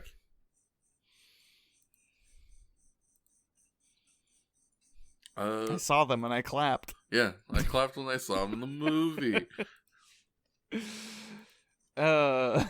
Earthworm Man, Sea Snake Man, Ghoster. Flying Squirtle, Flying Squirtle. Okay. But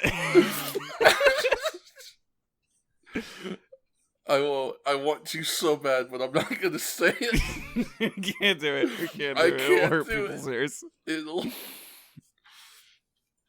But yeah, so this was a neat little fight, which, if I recall correctly, during this fight, Hongo sends Taki to the Shocker base to try and stop the plan with the thing. Oh yes, because Zanjo starts monologuing. He's like, while you wasted time fighting us, we got the laser set up. In 30 seconds, we're going to destroy Tokyo. To which Kamen Rider, as he is one to do, promptly jumps the fuck away from his other problems. I was going to say, yeah, he jumps all the way up Mount Fuji. Yeah. Well, you didn't think you could just jump all the way up Mount Fuji? Were you stupid? I guess that's on me, yeah. This is Kamen Rider we're talking about here. I underestimated the Kamen Rider. Yeah, he's got undeniable strength and doesn't afraid of anything. It's one thing about Kamen Rider you gotta know. Oh yes, also because I'm scrubbing through the footage, I'm being reminded we got back the white shocker mooks, kinda. I don't know, a little bit. Did anyone else notice that? Yeah, we got some brief scientist mooks. No. What their costumes? I actually had not. Okay, there's like one brief scene while the base explosion is happening, which, spoiler alert, Taki and Hanga make the base self-destruct. Big surprise. But there's like a brief scene while the base explosion is happening where you see the front side of one of the science mooks. Mm-hmm. He's got the white mask with the green on the face, and he's got the white like doctor's jacket, but the mook suit underneath is the regular color mook suit. Oh, it super is. I'm just looking at it now. Yeah, it's not the white suit like the other scientists have had. It's just the plain ass mook suit. I was like, that's weird. Y'all just didn't keep those in case you were gonna use them again. Nah. Or you couldn't just button up the jacket more. No. The base explosion is a great spot. Also, I guess if we want to elaborate, they turned some dials. Yeah, they sure they do. turned on the microwave too high, and they just made the base explode. Yeah. But there's a great spot where Ambassador Hell's like, oh, fuck, oh, shit, the whole base is exploding, everybody get out of here, and then a single rock just lands straight on his dome. Yeah. He's just like, oh, man. So, gotta get out of there. So we get out of the base. And then 2 mooks roll down a hill for 5 years. They sure do. They just couldn't build any momentum in that soft dirt, and it was just so funny to see. Well, I think it was struggle. It was one of those things where it was possible. it was one of those like all or nothing sort of things, because obviously they want to do these sorts of spots kind of protected, but I think that the angle that they were going with, it was one of those things where it was like either you go too much momentum and you blast yourself down this mountain and potentially break an arm, or what we got, which is no momentum, and you will be rolling for 5 minutes. Keep going. You're still in frame. You're still in frame. Yeah. You're still in frame. You're still in frame, and you're good. It was a grand total of 16 seconds. Jeez. Of just criminally rolling. Tremendous. Really slowly off frame. Yeah. It felt like an eternity. Yeah. Hands up, hands down. Tell me what you want to do now. Back up. Yeah. Move in. Now move out. Limp Bizkit. Move in. Now move out of frame. Yeah. So they're doing this while Kamen Rider and Longhorn Kid are fucking entering fighting. the frame and starting their fight. It's just like, get out of here. Yeah, please I'm begging you to get out of frame. We're starting a new spot. Move the camera in. We get the maybe new attack, Rider reversal. God only knows if he's going to do that. Yeah. Apparently Kamen Rider's got to wake up DP. You just, you hit throw when someone else is hitting throw and you get out of it. Yeah. Everybody knows that. And then we... Yeah. Yeah, even B knows. Even B knows. Yeah, of course. Yeah, B, don't you? You know that thing we're talking about. This highly specific B thing. wouldn't lie about knowing a thing just to sound like popular or cool. B totally knows. Yeah. B would never lie to me. B would never lie to me. Because I trust them. Yeah, I could trust B. I could trust B with my child. I could trust B with a gun. B would never do anything. I'm going to give you my social security number. B, let me give you my credit card number, actually. I need you to hold on to I need to hold on to this.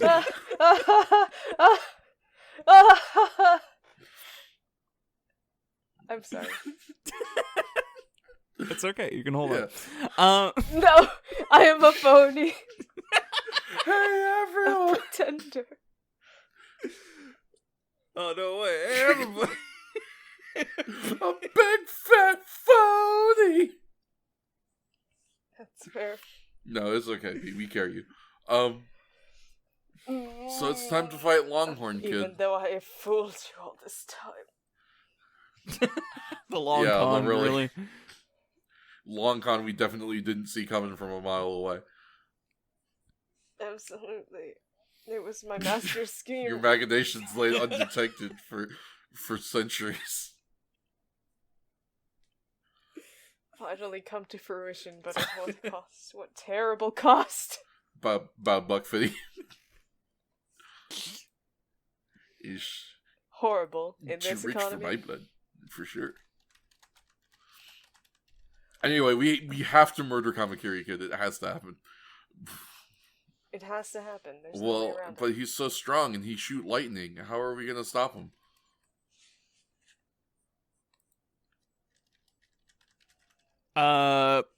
Kick. No, can't. He's gonna shoot lightning at the kick. Try again. Punch. Okay, punch might work, but I mean, again, lightning. Where lightning come from? Lightning come from horn? Punch horn? God. Oh, well, I can't punch God, but I can punch this horn. You can't punch him in the punch face. him in the horn. See what happens. I'll tell you exactly what happens. We break it the hell the shit the fuck off. That was pretty... It's always kind of horrific to see parts of the Kaijin get broken off of their bodies, but I love it and wish it happened. Yeah, it was It's very super good. great. And now we've got a much easier way of defeating Kamakiri Kid, because we can just grab that horn and we can simply say, "From whence you came, you shall remain until you are complete again." And we'll just send them back to hell. It's fine. It's easy.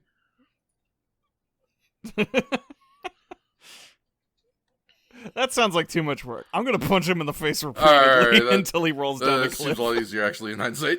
And then Rider kick Yeah, him. so we punch him in the face, we rider kick him, he falls down a big cliff because we've got a ragdoll. That was a nice, big, tall cliff that they got a really good wide angle Speaking on. of good wide angles, we follow up this nice explosion with a great shot of Kamen Rider with old Fujisan in the background, except he doesn't do the pose, except he kind of does the pose, because for some reason Kamen Rider's pose is kind of just standing neutral. Dear listener, because, you know, it's probably getting some buzz on Twitter. There is some recent reveal stuff for the new Shinki Kamen Rider. If you've seen the new poster, the new promotional poster for Shin Kamen Rider, the pose that he's standing in that poster, that's the Kamen Rider pose for some reason. I couldn't tell you why, but that's kind of, you go back through. It's just kind of the thing. It's just kind of the thing he does. He's just standing menacingly. To be fair, I do feel like it kind of encapsulates the general state of confusion and slight ineptitude that came with Kamen Rider in the original conception. Yeah, no, that's very fair, but yeah, that's just kind of the Kamen Rider pose. So he does that in front of Mount Fuji, and it's a very nice shot that our two resident people who know stuff about film had some issues with, because it wasn't quite as nice as it could have been, admittedly. You don't even need to know about film. Yeah. Just like basic shot the composition. stuff that you guys said I also recognized, but, you know, I probably wouldn't have had enough time to complain about it. I feel like they were fighting a losing battle with themselves, because, like, they should have just gotten closer just to Kamen Rider. Yeah. So they could just have a good, closer shot that has his whole body and could maybe be worked to have all of Fuji. Because the problem is they start wide and you get this great shot of Fuji. And Kamen Rider runs up kind of in the center of it. But they gotta zoom in on him because that's not a very good shot of Kamen Rider. But then you just sort of have this mass behind him that has no real shape anymore. And they cut off Kamen Rider's feet, so you might as well be tilting up at that point. Yeah. They should have just gotten super low with it. and like just did this huge, big low angle shot, makes him look 1,000,000 feet tall with Fuji behind him. It would have been a good shot. If I was directing this... Shakes, when are you going to stop saying shit like that and just start doing your own independent Tokyo? You're in the right place for it. Put out a Craigslist ad. Hey, man, that'd be fun. I would love to make an independent Tokyo. Or at least... I'll try to fly over. You know. I'll help in whatever way I can. Give me some $100,000. Well, we'll have to see about that one. I don't know. $100,000 on the Patreon. We get a tokusatsu movie directed. Yeah, by we make Shakes. our own damn Toku and stop talking there about you them. Go. that'll be that's. You're so fucking smart. You make. Yeah, that's what the goal will be called. We'll do it ourselves if we're so fucking smart. No, it would be a lot of fun to do that. It would be supremely someday, fun. somehow, it would be a great project to do, because I think American Toku is a very untapped market. There's definitely outside of like comedy. Mm-hmm. There are some other people who are doing like their own independent Toku stuff here in the US as well. But it doesn't seem to be quite as big of a thing as, from at least what I've seen, it is in Japan. Like, Japan has a couple of groups, as far as I can tell, of people who are just like doing their own independent Toku stuff, which I think is supremely cool. And I wish there was... I'm not gonna fucking complain. But yeah, we got to pose and hard cut to credits. Yeah, they ended up real fast. See you next time on Thunder. Yeah, for real. We just gotta get out of here. Here's some more pictures of Kamen Rider riding his Cyclone. Hey kids, look, his Cyclone. Cyclone. Kids, you love the Cyclone. It's the best. Cyclone is pretty Ask dope. your parents for the Cyclone. Let's go to a brief ad break that doesn't actually make us any money. Who knows? Maybe it will one day. Maybe someone will. But it could. We mentioned the Patreon there. Join the Patreon. The Patreon that we're talking about at this ad break right here. Greetings, everyone. I hope you're enjoying the show thus far. If you'd like to keep up with our various goings-on and follow our content, please consider following us each on Twitter and Twitch. You can find KingFats on both Twitter and Twitch at KingFats95. You can find Gopher on Twitter at WhaleGopher and on Twitch at The Magical Whale Gopher. You can find Shakes on Twitter at ThatGalInTheHat and on Twitch at ACTN Shakespeare. And you can find me, Bdrops, on Twitter at BdropsArt and on Twitch at Bdrops. Also, please consider checking out Shakes and I in Tales of Harbor, also starring Public Opinion and DM'd by our editor Wordsy. You can catch it live as Season 2 airs every other Friday on twitch.tv/Wordsy. That's WORDSE. Follow Tales of Harbor on Twitter at HarborTales, and promote the show with the hashtag Tales of Harbor for the opportunity to have an NPC named after you appear in the show. If you enjoy Longtime Watcher First Time Writer, please consider supporting us on our Patreon, linked in the description. There, you can access our live viewing notes, original sticker designs made by Gopher and I, gain the ability to make suggestions and vote on our upcoming projects, and fund unique stretch goals, including video essays, streams, and additional podcast content. And a big thank you to Deadode and Public Opinion for pledging their support. Thank you for listening, and please enjoy the rest of the show. Welcome back to the podcast, everybody. We're gonna get right on into it. We're going right straight next episode, which is Kamen Rider episode 70, The Monster Elekibotaru, Fireball Attack. Original air date, July 29th, 1972. I'm letting something rip right at the beginning. Whoa. Because it's the only thing that the podcast the wiki mentions about the episode. And I was actually surprised by the information I was given. So, the wiki mentions that the Monster Elekibotaru Fireball Attack is the 70th episode of the original Kamen Rider series. It introduces the new Tachibana Racing Club assistants Yoko and Choco. So, spoiler alert, we got new Rider girls again. Where are Emmy and Dogleash?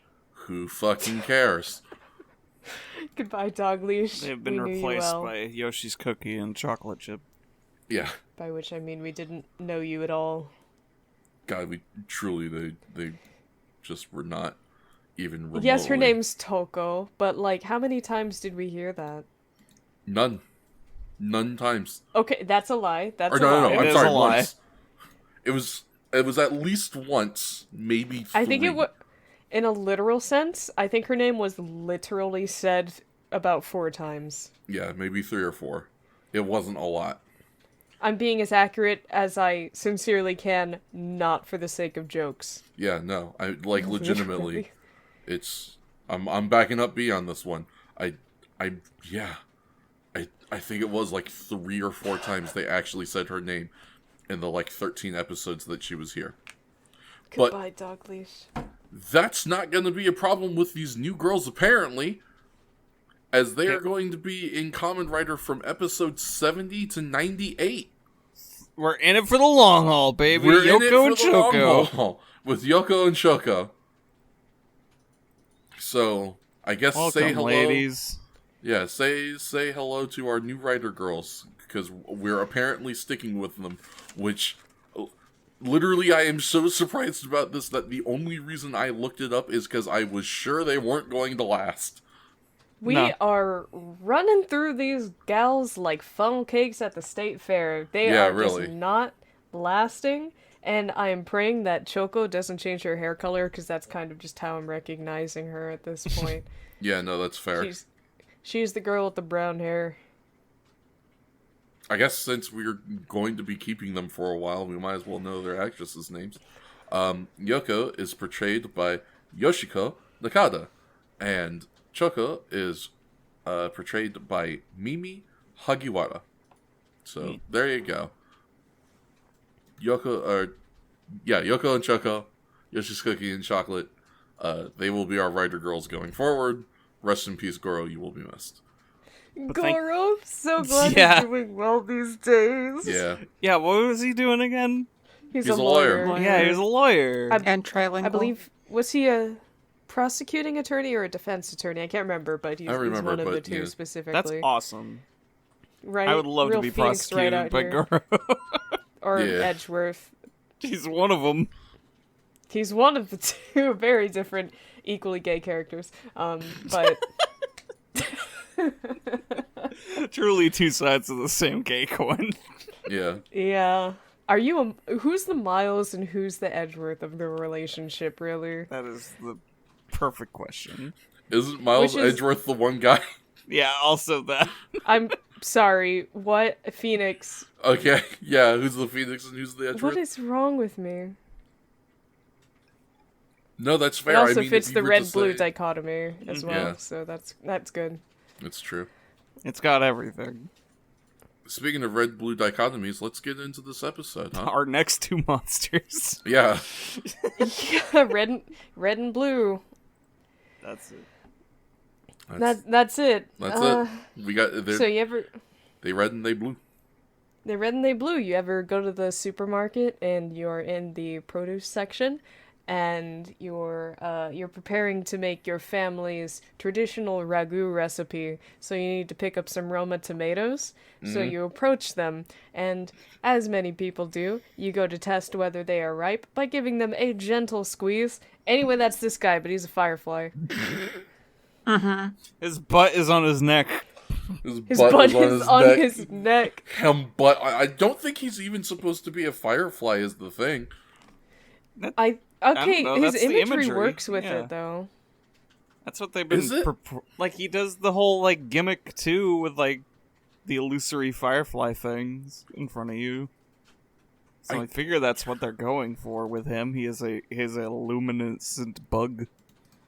I guess. I thought the bit was supposed to be that he was supposed to be just like a regular fly, but he had electric/fire-based powers. Why do you think that? I'm with 6 on this one. Because I don't understand how you would make anymore. A firefly gimmick. I don't understand what these fucking people are doing. He both does the lights fair. and also has literal fire. Yeah, no, that's fair. /lightning. Him butt is on him head. Him butt is on his head. is on his head, and it do be looking like a tomato a little bit. Yeah, from the back, he just looks like one of the killer tomatoes. He looks like from the Attack fucking... of the Killer Tomatoes. He looks like the fucking frog dude from Kung Fu Hustle. A little bit. There's a movie I haven't seen in a while. I need to watch Kung Fu Hustle again. Anyway, episode 70. The episode opens on Shocker's base, where we see Ambassador Hell creating the new Shocker Kaijin, Electrofly. As he is being activated, we cut to the boys. This is, of course, Naoki and Mitsuru is the other one.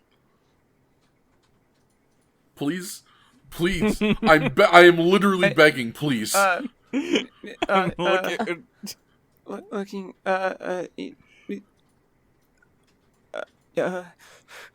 One second. Yes. Yeah, okay. Mitsuru. Once he has You go confirmed that it is Mitsuru. Holy shit, snacks, you guys. I couldn't find it anymore. Yeah. I knew I typed it somewhere. That's... Listen, we decided we would call them Yellow Shirt Boy and number 2. and the other one, number 2. Yeah, kid number 2. Unfortunately, I can't just call them Yellow Shirt and number 2 in the synopsis, because That's all they are to me. Well. Yeah, no, that's entirely fair. Will our listeners Okay, be disappointed? I think we should have parentheses and include both.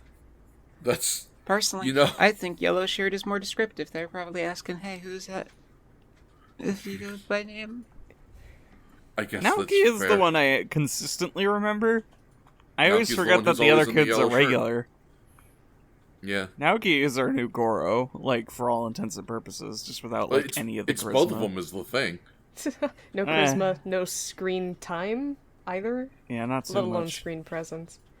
I mean, these kids are surely doing their best, but they're not given much to work with, let's be honest. Yeah. We just shouldn't have made the swap. Should have just kept Goro. It's okay, Goto was on the path to success, Mm-hmm. and maybe it was better this way. Maybe he did it so he could pay for law school. Maybe. Or maybe, just maybe, he should have kept acting in Kamen Rider, and then years down the line, he could have been a main rider. And that would have been really cool. That would have been very cool. But alas, This Kamen Rider thing's never gonna looked- last. I'm gonna become a lawyer. He The personal was computer, inspired to it'll fight never real life last. corruption in the world, You know, perhaps. I appreciate that, yeah. Thank you for At least fighting he the good didn't fight, become Goro. a cop. Yeah. Incredibly valid. Anyway, Yellow Shirt and number 2 are at the nighttime pool doing nighttime pool training. Yeah, they're at swimming practice when the lights go out and we see power lines popping. Ambassador Hell orders Electrofly to steal all of Japan's power.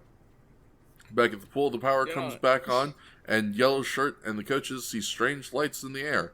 They go to investigate but are attacked by Shocker. The coaches are killed, but Yellow Shirt is left alive and hypnotized by Electrofly to go and tell Hongo what happened. Back at the Moto Club, Yuri introduces 2 new girls, Yoko and Choco, to the racing club. Meanwhile, Tachibana, Taki, and Hongo are trying to figure out the cause of the previous night's blackouts when the hypnotized Yellow Shirt tells them he knows what happened and sends out Taki and Hongo. Taki and Hongo investigate the area Yellow Shirt told them about when they are attacked by Shocker. During the fight, Taki is injured by Electrofly's electric fireball. Seeing that Taki is struggling, Hongo rescues him and they flee the scene. So that's like the first half-ish of the episode. Roughly. Jeez. A little before the ad Yeah. break. Yeah. Yeah. Since he's in our opening scene, we should describe our Shocker Kaijin of the episode, perhaps. Yeah. Sad Let's tell lobster. Aside the from people him what butt he on looks his like. head. Outside of him butt on his head, red and blue, and tomato. That's our foundation. I would like to start by saying he has the large and tender eyes of a pug. Yeah. He's got... if you've ever seen a Margaret Keane painting, he has those eyes. Yeah, really. Absolutely Titanic peepers. Why are your eyes so big? He's a bug, I All guess. the better to see you with. my dear. You fucking cut that shit out right now. I'm sorry, Gopher, were you going to say something? Yeah, I mean, I was going to comment on the eyes, too, because I know you went with Pug, but I went with Sad Lobster. Yeah, you said he looks like a sad lobster. He sure do. I think it was... kind of look like a sad I think it's lobster. the pop of red influencing you. It is. Like the combination of blue and red, plus something about his arms, I can really get that vibe, too. Yeah. Mm-hmm. It's got and the little shitness whiskos. He just have little whiskers and mandibles. Mandibles. He's also got a bunch of pustules on the top of his head that are revealed to glow, which are Yes. That was a pretty cool effect. Oh, yeah, that was... Yeah, it was very, very neat that his little bulbs, his little head bulb thingies glued. Them be shiny. Shut up. Fuck you. Loud. I'm not an English major. Ew. Imagine being an English major. Hey, shush. I didn't say anything. You direct your ire at Shakes, please. English majors of the world. I defend the noble art of the English major. Obviously, it's a wide field that involves a lot of different things in the end, but you know. I don't know, I took advanced placement literature and learned very little. That is one class It sure taught is. by a person who might not have done Oh well. no, he's fantastic. Fantastic teacher. Listen, it might just not be for you, and that's okay. Yeah. No, it sucks. Or alternatively, you may be stupid. Yeah. I will fist fight you all in the name of literature. Don't fist fight me. I'm on your side, B. Okay, thank you. I appreciate it, and I'm loath to hit Gopher. Do it. Don't worry, I'll hit Gopher for you. Do it. That's what That I'm only here for. leaves me unrestrained violence. You're on thin ice. Gonna be a fucking death I'm match. I still don't want on to ice? hit you. I figured he would have had plenty of reason to beat on me right now. Everyone thinks I'm so eager to hit women. That's your takeaway, Black Dynamite? No. Oh my lord. I don't think anyone here was trying to call you a wife abuser. I think we just figured you were sick of Shakes' shit. No. Okay, sorry. My code of honor. Yeah, really. You know, it's admirable. Yeah. But you should probably still take a swing. Yeah, definitely. What? Knock Shakes down the peg. She deserves it. I don't know There's about gonna be that. pegging involved? Kamen Rider, save me the bus. Don't worry, Shakes. God is my witness. We're going to get you closer to that Jonathan Gresham height. Damn it. now my day's ruined. I have to remember that. Is that fair? Shoka. Jikoku. There goes my whole day. Done. I hope you enjoyed the episode. Go to submarine sandwich shop and I forget my submarine sandwich value card every time. We have to go. I want a free sandwich. Gresham! Thank you. I'm about to Mizuno Nakai. Let's get the hell out of here. We need to talk about... Wait. We need to talk about the fly man. What him look like? Tell me. What else have we covered? We got his What can face. you say about Electric Motaro? Big tomato. By big tomato, we mean like, you know those like neck cushions? He looks like he's wearing one of Yeah, he those, wears- except it's looks growing like out of he's his wearing a body neck and it's pillow. made of tomato. Yeah. Yeah. And then, I don't know, know, there's we're- truly not much else. Yeah, huh? at least according to this action figure, I guess I'll take a look at Oh. He reminds me of a berry ring pop. You know? Yeah? He do be looking like a berry ring pop. He reminds me of that late 90s obsession with blue and red flavored objects. Mm-hmm. like how they introduced ring pop. they introduced that new tricks piece, and that ring pop. You get and those Pop-Tarts. The blue I remember red the Pop-Tarts. Yeah, I remember those. Okay, children's yogurt. This action figure is more or less accurate to the rest of his body, though. He just sort of has like this armor. It really is. It's one of those ones that looks like clothes more than most. Yeah. He looks like he's wearing a uniform. There's just not a lot going on. A little. Also, he has an extremely visible zipper in the back. He's gonna throw wine at my face and call me a loser. No. That's what he looks like. Why? I will fist fight him in the parking lot. He probably should. He's a fascist. So, B, you say shit like this, and then you're like, why do people expect me to want to do violence so much? And you wonder why. I said hit women. You also just said you were going to fist fight someone in a parking lot. Tell me your pronouns, and then I will challenge you to a duel. You fucking... See, this is why you'll never be as strong as me. I'm an equal opportunity ass whooper. I believe in equality for all genders. No, I you can catch this fade no matter what your pronouns are. I'm gonna have to agree on fast for this one. No, I don't think he's wrong, is the thing. Then murder shakes. Excuse me. Why is this my duty now? You have to prove you're not a misogynist. I'm pretty sure this is Ellie's job, not gonna lie. I'm sure she'll understand. Maybe she'll join it. Tears me to pieces regularly. Yeah. As is her right. And yet, here you are. Begging for more. No, that's fair, I understand. Valid. Yeah, there's really not a lot to say about this dude neck down, unfortunately. It's blue. It just kind of looks like a vest with one of those quilted jackets. Yeah. His arms are kind of ribbed in that kind of exoskeleton-looking way. Yeah. That's it. He doesn't even have a weird hand. He doesn't even have weird whippers. The Come belt. in the sorry, P.O. Yeah, the belt. Oh, you do have a belt. The belt that we thought was special is no longer special, and it's just the belt they use now. Yeah, I think they just sort of have a shift. Even the metal seems different. You can tell by the other picture that Gomez doesn't have it. So truly, this dude is just a jobber. So they gave him the Intercontinental title. Wait. Or that's just the belt on the toy. No, it was on the... Yes. Gopher's right. Is it? It's on the actual one as well? Yeah.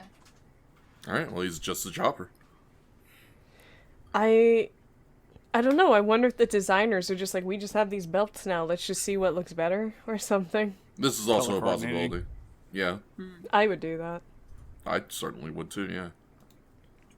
That'll make my monsters look good. You gotta have some restraint and some symbolism within the monsters, though. No, I don't. I'm gonna blow them up. I don't have shit. Yeah, I don't have to have shit. I don't know. I just hope Shocker has like a red belt or something. Something stupid. Red belt? I hope he looks crazy. Yeah. Like, I hope he turns into a boat. Yeah. Yeah. Just gonna say. I want nothing short of him turning into like some kind of giant building-sized threat.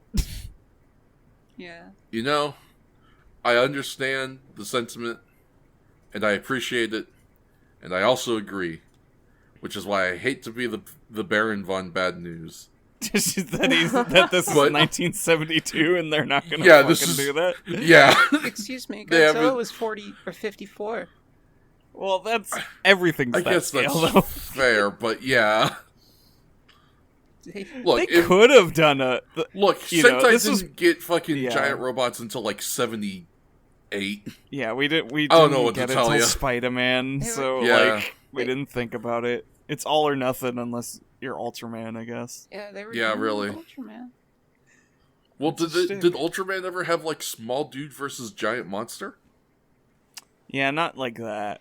You have to grow yourself to fight Joe. Okay, Jaguar style, let's go. But yeah. Hongo... Or Ultraman, that should have been my example. Hongo running up... Oh, you're always saying yeah. Hongo runs up one of the buildings on halfway across, like, because, it's like Japan, and then Hayato's on the other side of Japan, and they both jump, and they do the rider fly, and then, get the toy models, and they both collide into him at the same time, and he explodes, and you just have a whole city that you light on fire.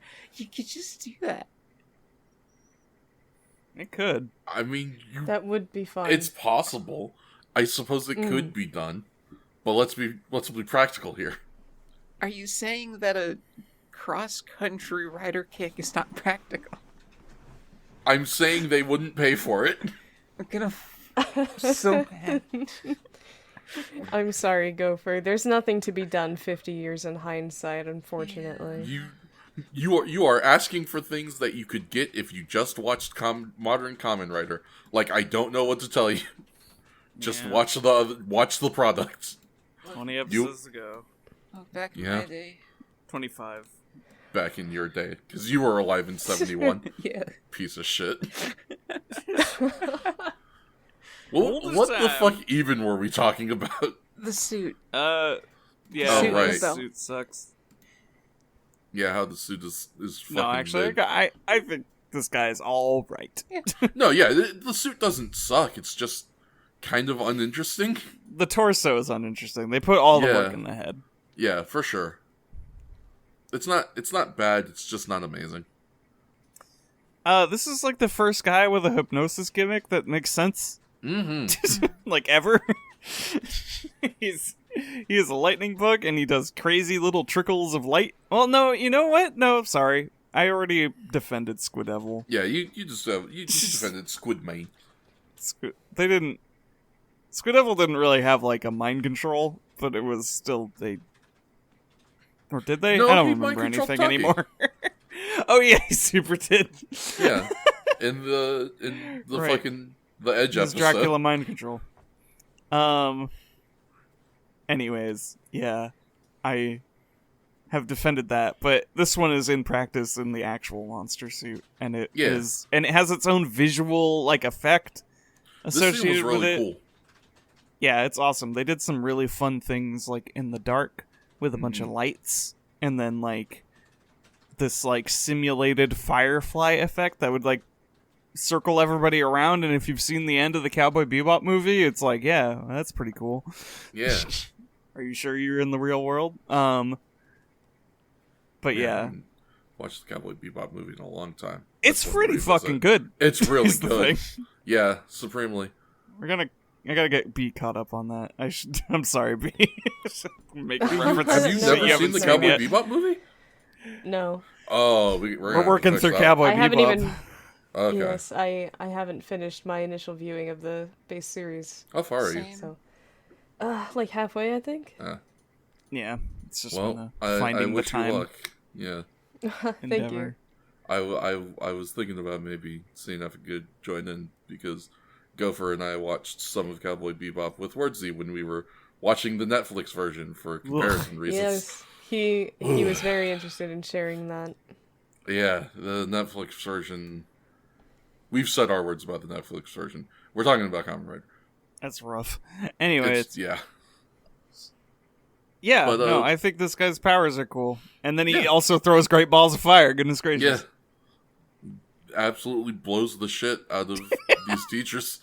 He blows the shit. It was actually really fun because he like vaporizes these two people and he leaves a scorch mark of them for Hayato and Taki to investigate later. Hayato, Hongo, and Taka to investigate later. Mm-hmm. Meets them there. Yeah. Meet you at the scene of the crime. Speaking of Hayato and Hongo, I mean, there's not much to say about this scene at the Moto Club. It's a scene. It's at the Moto Club. Oh, you know what? I will give you this much. I had 2 notes that I wrote. on the introduction of our new writer girls. I'd be interested to hear everyone else's thoughts on I do have this. one note. Because my 2 notes were no, I don't want them. Did anybody else have any? And I quote. I mostly, yeah. You go ahead. And I quote, God, more writer girls? Please give them characters instead. They're gonna be here for 29 episodes, that's not so what I here's asked. fucking hoping. Look, yeah, no, I understand. I'm just saying there's a possibility. What do you got, B? Shakes? Oh, okay. Mine reads, Yoko and Choco, we don't need more. We don't. I feel like in relative terms, mine is the most positive. Probably. But it's mostly just confusion. It's just new women? And also, yo, we got Yoko. Activated. Yeah. Seems like Toko should have stayed, though. I know, Toko got right? We could have nothing. gotten a trio. Yeah. It would have been so great. Yoko, Toko, and Choco. Yeah, right? Yoko. Now we have Yuri, Yoko, and Choco. And, props to Yuri. She's been around for so very long. Longer than any other writer girl She's at been this around point. long enough to be an entirely different fucking character at this point. Pretty much. And She doesn't have a brother she shouldn't anymore. be- Yeah. Yeah. Did she ever? And she shouldn't be bringing friends around here. Yeah, She really shouldn't. She should know better. She did not warn them of this either. Yeah. She was You know like, what oh, by happens the when we way, hang out here? I figure I should just let you know there is like a 95% chance you will be kidnapped. What? Like on a regular basis by a fascist organization. Yeah. Is that Huh? cool? It's just a thing we do. Yeah, they're called Shocker. Yeah, it's fine. It's, Don't worry, that handsome guy with the nice hair, he'll save us eventually, but he's going to be wearing like a The weird one- mask. He knows Kamen Rider. Yeah. The one whose shirt is just completely unbuttoned. Yeah. Oh, the guy with his titties out? Yeah, that one. Yeah, with the Yeah. gold chain and just all Yeah, 3 fucking- buttons down. Boogie Nights Thursday Honga. afternoon, sun's out. Yeah, absolutely. It was some real Double summer cheeked looks. up. Like I've been feeling the summer season lately. I don't know, something Very much. in the Yeah. air. Like not in a bad way, not in the like, oh god, it's so hot, I'm miserable. Like You're getting that, It's been- I'm happy it's summer. yeah, a little Yeah. bit. For the first time in a while, it's just been like, Yeah. this has been really nice. Nice it's day. Nice. You know, I always get to have good That's right. mental associations with summer because, back when I was in school, that was when summer vacation was. Right. So it was like, hell yeah, I'm off. I get to do whatever hell I want. In a couple of weeks, it's going to be my birthday. Hell yeah. So I I'm think- right I there think- with you, Shakes. Coming off of a month straight of work, Mm. like really made the vibes of a nice summer day like hit me a lot harder. It was just like, Right. oh yeah, day's gorgeous. I'm just go do something because I'm not Yeah, doing exactly. anything anymore. Yeah, you're not doing. You've got both the money and the time to go do something. So you're like, fuck yeah, let's go do something. Yeah, like the last day of shooting was one of the nicest days we've ever had, and I was just like, it was hitting me as we were just Yeah. sort of like sitting around waiting for actors to get ready. Just like, man, yeah, Let's This- get in the hoopty. Let's ride around It's town. a nice- Let's see what yeah. happens. fucking SoCal. Yeah. This is the real shit. This is why people live here. Rolling down the street in your 6'4", sipping on gin and juice. Laid back. Absolutely. Anyways, that has nothing to do with this. Well, actually, it has a little bit to do with this I mean, it's because tangentially, Hongo's making me feel that shit in visual form. Yeah, really. He is. I want to be in Japanese summer, hanging out with Hongo and his no shirt. Hell yeah. Listening to city pop, going for drives to the beach. Yeah, for Idyllic. real. What an existence. Just give me the time machine, just please. I'm begging you. I know it could be better, I've seen it. It's my third stop. It sounds so idyllic until I actually go outside and then I remember that my body hates the sun and I die instantly. Yeah. Yeah, I need to remember that sunscreen exists because I fucked that up. Yeah. White! That's why you go when it's like almost nighttime. King Fats, you absolutely should also be using sunscreen. No, it it's doesn't true. matter what your skin tone is. No, you're right. Motherfucker. I'll Get burn. cancerous. No! I'll do it. I'll get turbo cancer. Fuck you. No! I'll get cancer too, motherfucker. No! No one can I'll buy stop everybody sunscreen. I'm begging you. I have a UV parasol that a lovely friend of mine had gifted to me. Oh, that's so fun. Yeah. Yeah. Everybody remember to pack sunscreen for when you go out in the summer. And you got your chest out like Hongo does.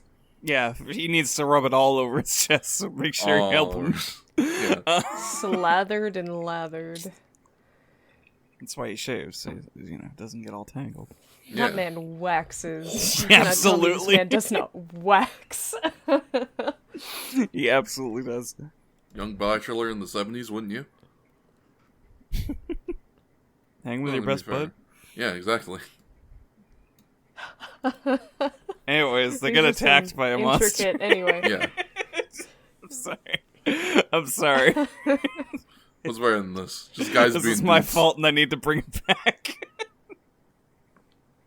But yeah, they get attacked by a electric Butal. I'm sorry, an Lucky Butaru. The fire. Electric guitar baton. Yeah, electric Gitaru. Yeah, electric Gitaru man. They get attacked by Gitaru man. Electric Dude. Gitaru?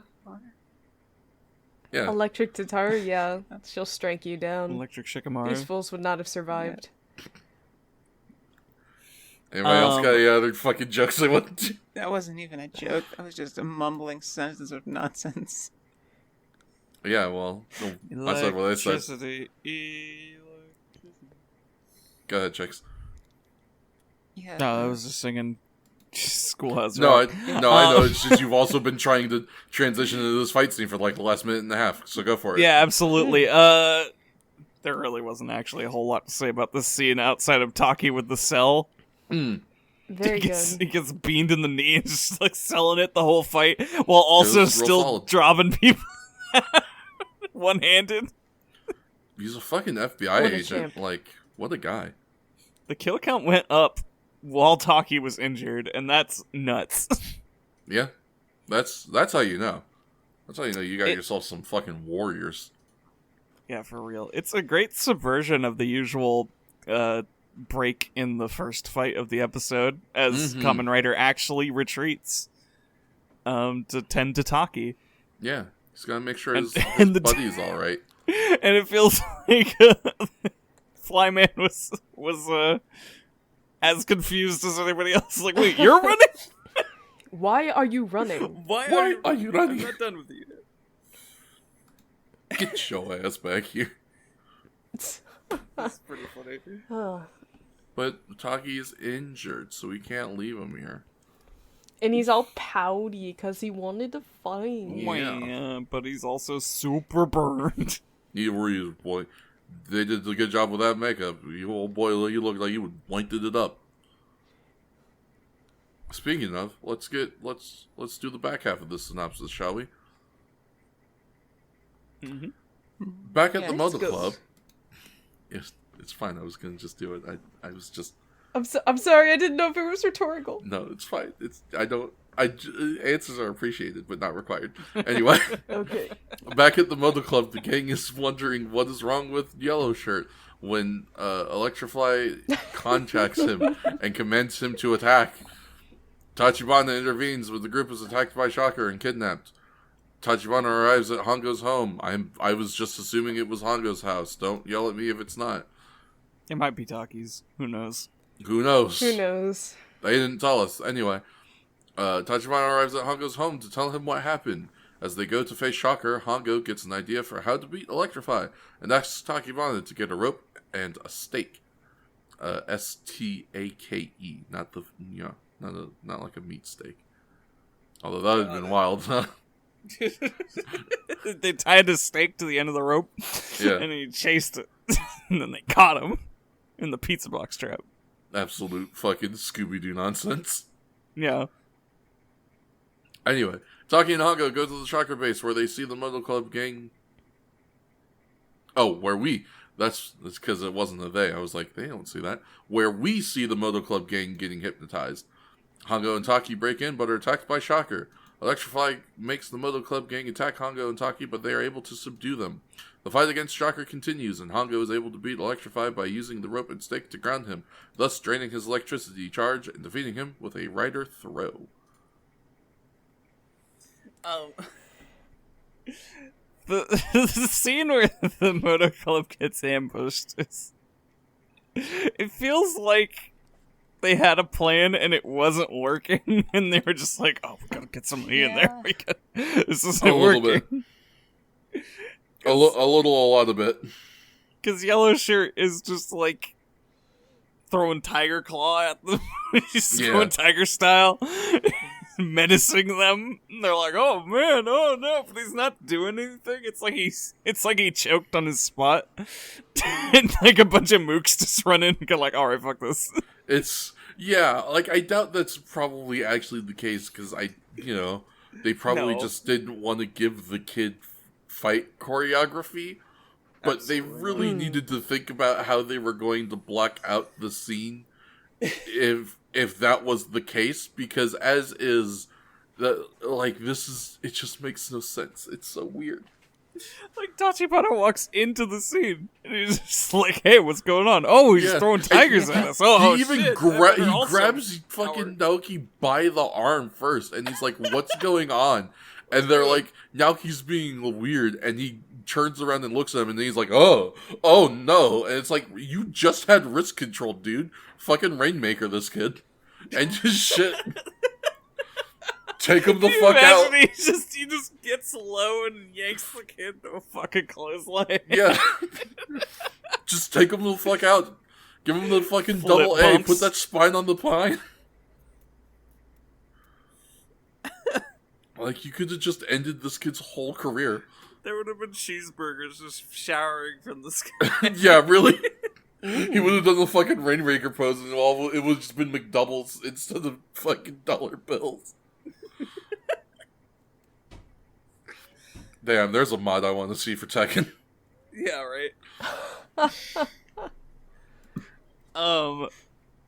And then Taki jobs out with his ass in the air. Or no, it's Tachibana, sorry. No, it's Tachibana, yeah. I keep doing this. You'll get your They just lay him out, butt in there, leave everybody else. Face down, ass up. That's the way I like to get eliminated. From the Royal Rumble? Yeah. Oh. Fair enough. I ain't going to WrestleMania, you kidding me? Yeah, are you kidding? Just a woman going to WrestleMania. That'll be the day. Next thing you know, they're going to let a black show up. Shout out my boy Kofi Kingston. You deserved better. Yeah, your run was good, but you deserved better. Oh, is Bobby? Oh yeah, Bobby Lashley been the big champion, man, huh? Or wait, no, wait, never mind. That was Royal Rumble. Sorry. Oh, that was Rumble, wasn't it? Yeah. It was Reigns and Brock. Never mind. Yeah. Oh, cool. Whoa. What? WrestleMania was Roman Reigns versus Brock Lesnar? I wasn't ever close. Wrestling. Anyways, I think this is the point where I spotted the zipper. Yes, definitely, for sure. Oh, yes. Looking at other clips, it's truly just along his whole back. Yeah. But I saw the handle in a close-up. It's the seam that makes him look like a potato, or tomato rather, even. You say potato, I say tomato, and I say the whole thing. And I say one of those things is going on my sandwich, and one of them is not. I say potato. Watch your ass. I say potato, and then I say, "Wait a minute, I'm an idiot. I meant tomato." One of us tells lies, the other tells the truth. Yeah, but it's there is that seam that tomatoes tend to get, right, and that it's so visible on the back that leads into the zipper, which just helps them look more like a tomato. The illusion. Yeah, absolutely. Man looking like a fucking Roma.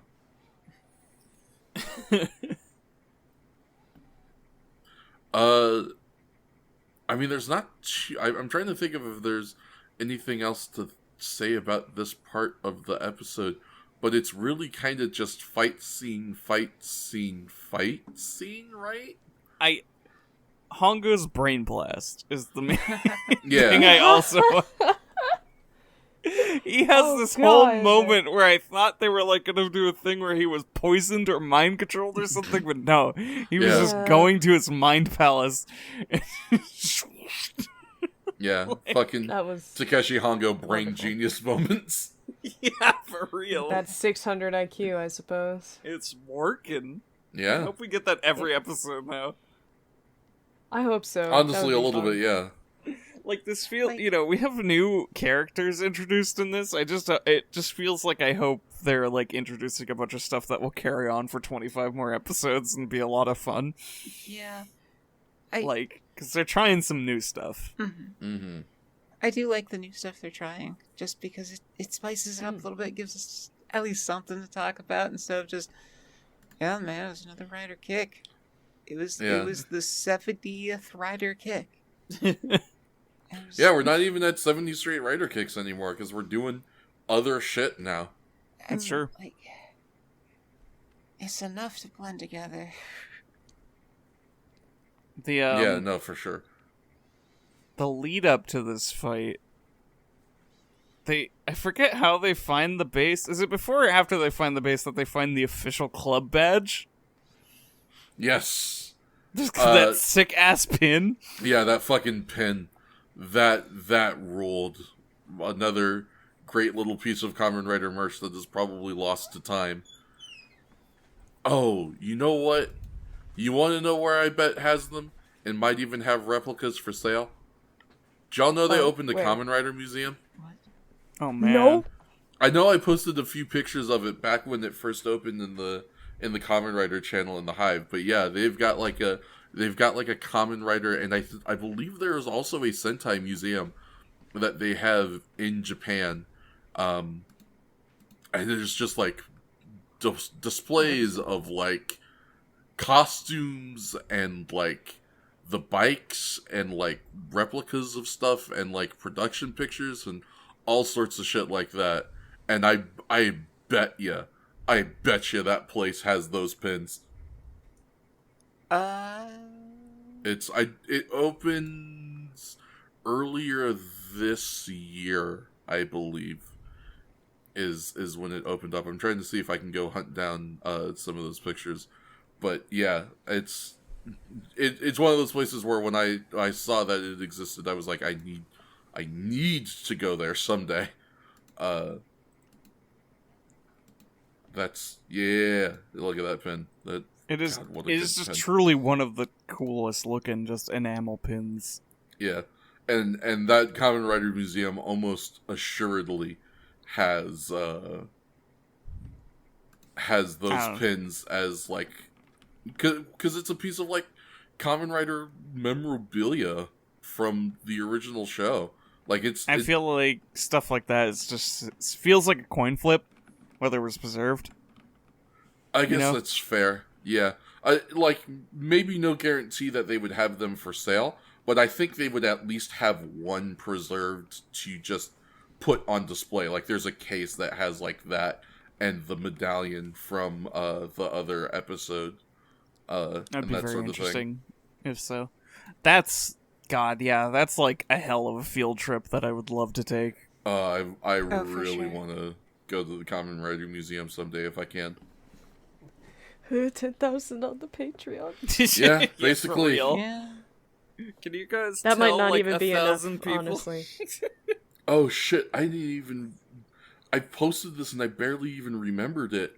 They've got fucking the two Ichigo suit, or it's the Ichigo and the original V2 suits, like, standing next to each other on display. Oh, it's good.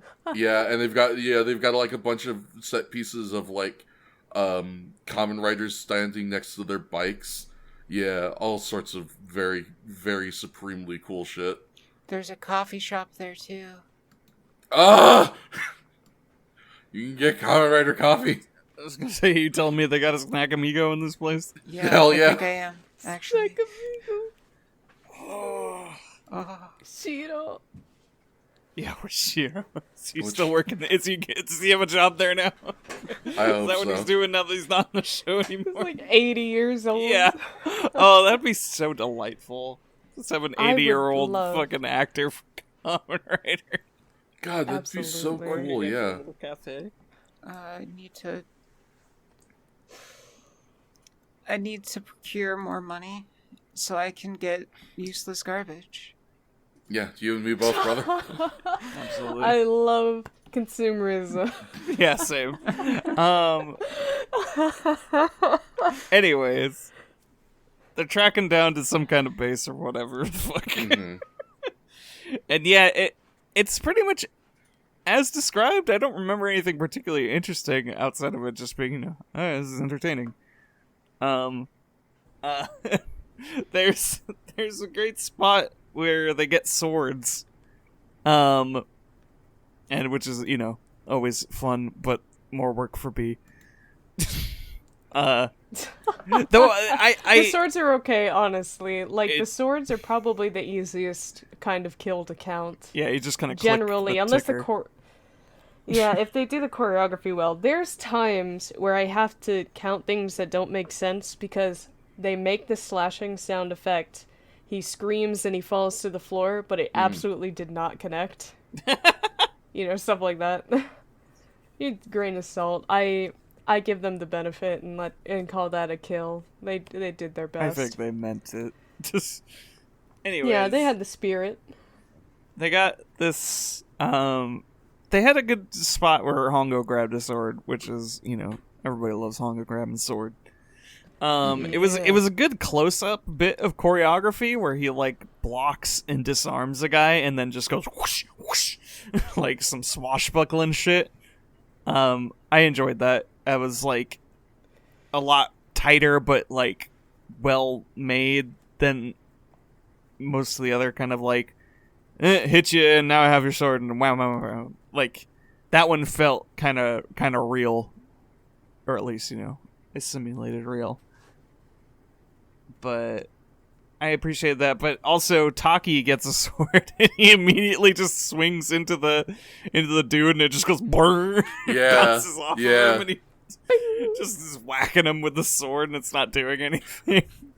I did appreciate that he got the sword, tried to hit this monster straight in the gut. It bounced off, and then we cut over to Hongo doing Hongo fight stuff, and we cut back to Taki, and he has somehow gotten another sword, and he is trying to slice into this monster once again. He's not deterred.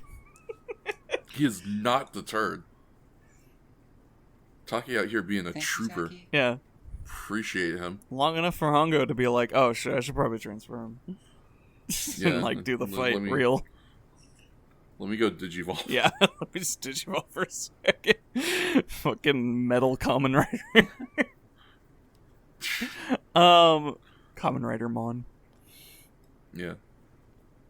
If you're wondering if there's a Kamen Rider Mon. Yeah. Yeah. There's so many, dog. There's 4. There's a Kamen Rider Pokemon. All the Mons got it. Yeah. Everybody, look, if you're wondering if the thing that you like has a Kamen Rider reference, yes. Is it from Japan and after 1971? If so, then probably.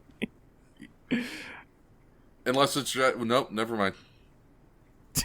What were you gonna say? I was gonna say unless it's Dragon Ball Z because that one has a Sentai reference instead, and then I remembered Saiyaman. Yeah. Yeah. They got both of them. They got them both. Yeah, they went very direct with that one. Saiyaman fucking double dipped. Same palette and everything.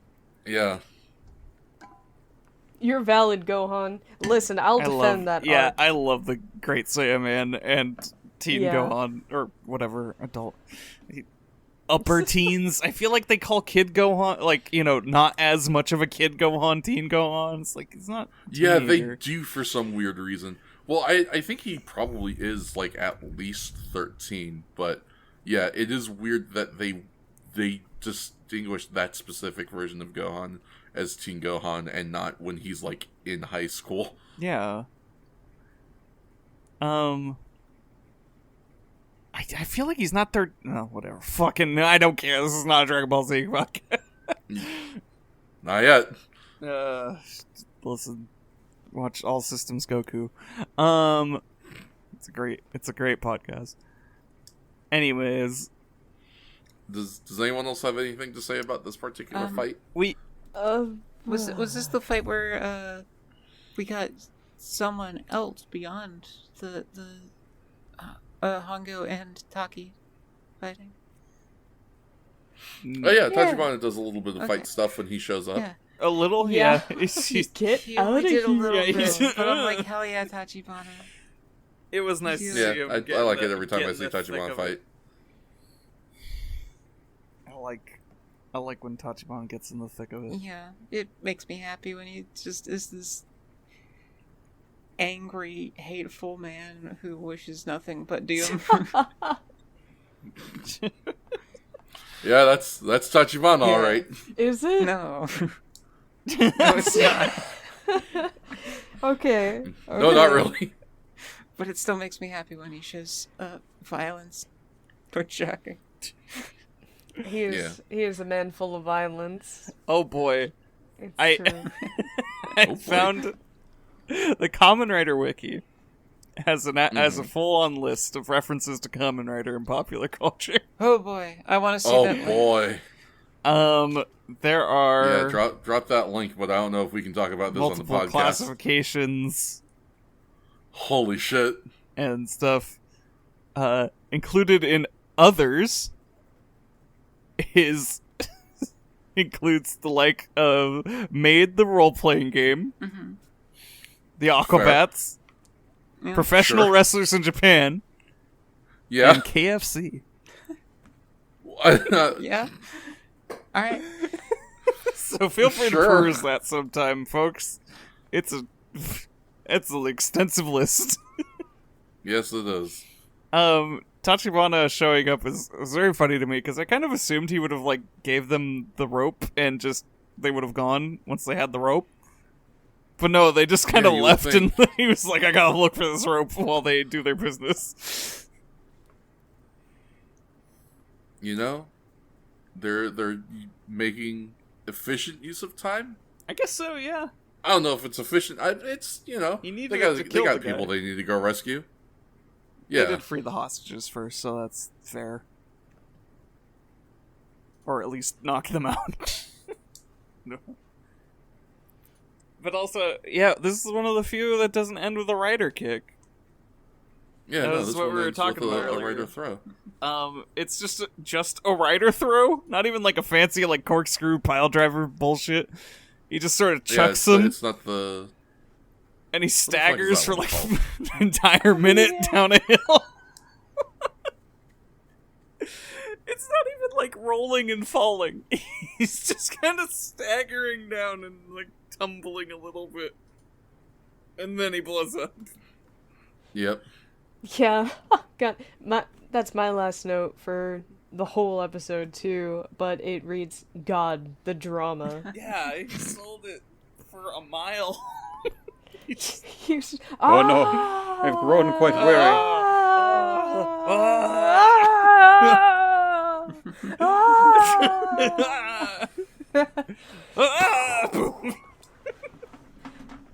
Well, I guess that's over.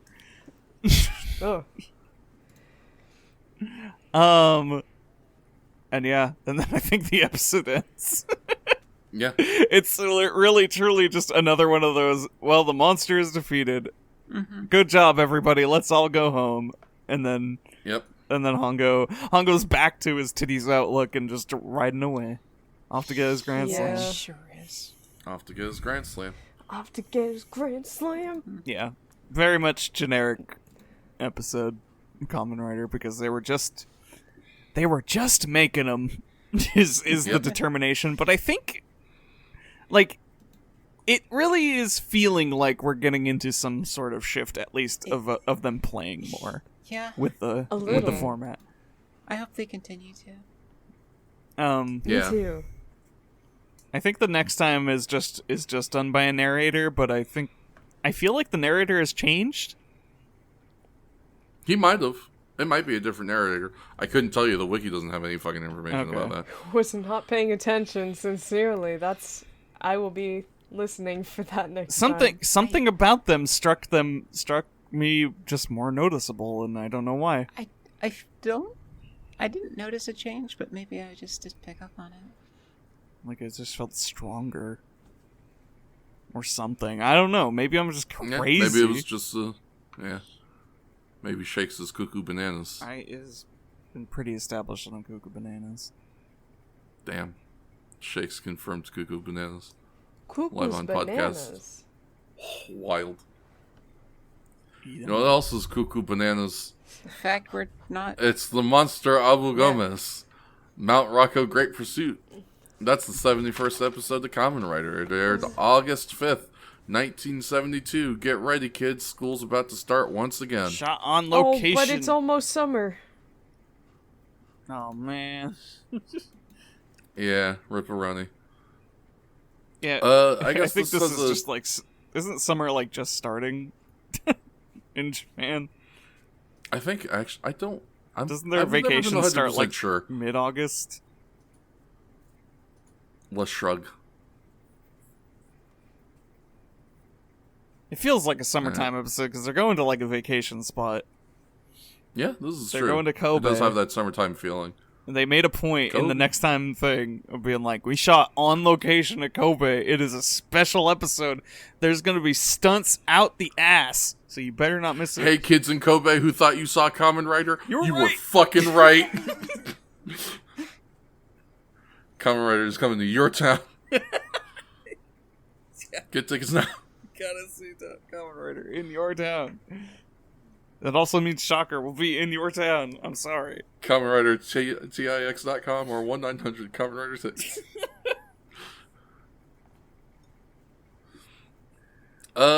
Yeah, I'm just gonna go ahead and mention this.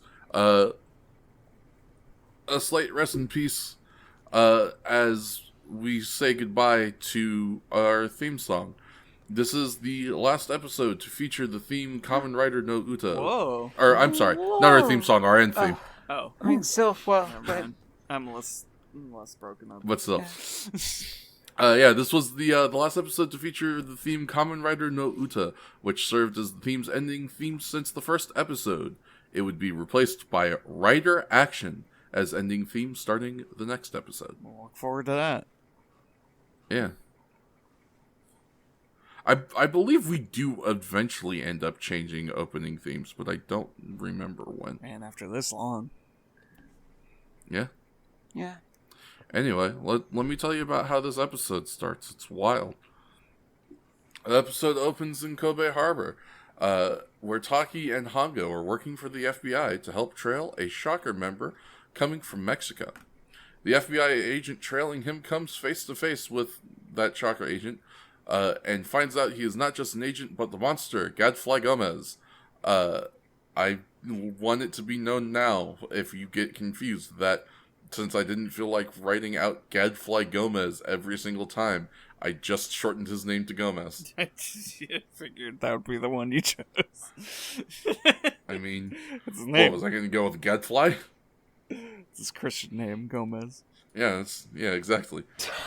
Gomez kills the agent and is about to kill a little girl who was witness to his murder when he is stopped by Taki and Hongo. Gomez leaves and his...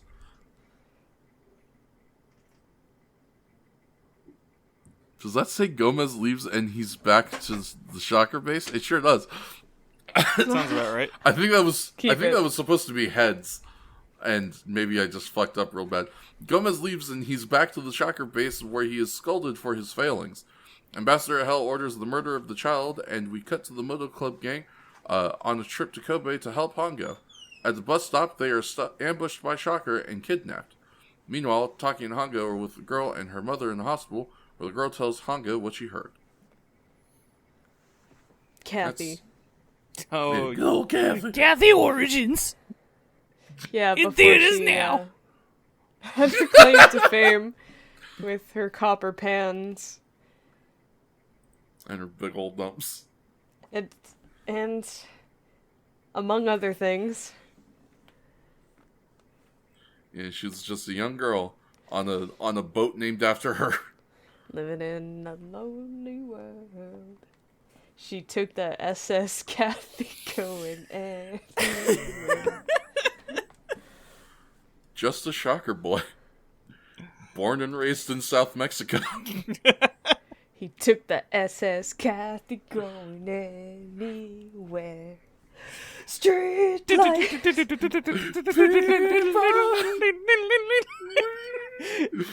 Cannot leave out the fucking guitar taps. The I will Woodley, not let you. That's fair. That's fair. The Thank you Woodley for is the very accompaniment. important. The Thank Woodley. you, Young Bucks. Rig-a-goo-goo. Rig-a-goo-goo. It's been a while. Yeah, it's been a bit. A little surprise. A little salty surprise for Wordsy. Honestly, Wordsy's our one. Mm-hmm. We've been fucking around this episode, and also we called him out. But not during the podcast. Are we going to do that? No. Are we gonna do that? I'm not against it. No, I'm gonna talk about the narrator. Hey, the narrator. I'm still noticing him. All right, notice that narrator. Please notice. We'll dunk on Wordsy after this episode. He didn't really pop up for the rest of the episode, but there was this whole opening narration for this episode, and I was just like, huh. That's very prevalent. Is it a different guy? I don't know. We never get the narrator, like, really outside of, like, when they did that It's not replay. common. Yeah. Like, they would do the thing that's like, Uncle Takeshi was duped by Shocker, and blah, blah, blah. He's gonna fight the forces of the Shocker and save the world. Mm-hmm. But this one, like, had an actual, like, here is what is happening in this episode. Narrator. Yeah. It's been a minute. It's not as prevalent as I think a lot of later stuff is. Yeah. No, it's definitely been a grip since we last got one. Because I know that is like a thing people like to parody with it because yeah, like the guy, the voice coming out of nowhere and going, "Allow me to explain." The Kamen Rider is utilizing special energy forces in his twin turbines and is featured in his chest. His meat slap fans. Yeah. I just, it was nice. I was hoping he would just keep popping up, and I didn't get that. Thank you. If only I had, like, a piece of bologna. Yeah, I hope you enjoyed that. I can't make that slappy noise with my cheek very well. It might be in the recording, though. I'm sorry. Slappy, sloshy sounds. Sounded like the cheek. acclaims at the beginning of a match. I've not had my cheek pinched in so very long. That fucking gif. I adore that I'm acclaimed gif so much. Reaching out, pinch those cheeks. Pinch those Owie. cheeks. I'm not used to this. I probably... It's fine, Blee. I won't pinch your cheeks. I'll just ask you to scissor me. Hey, what? But you gotta scissor me.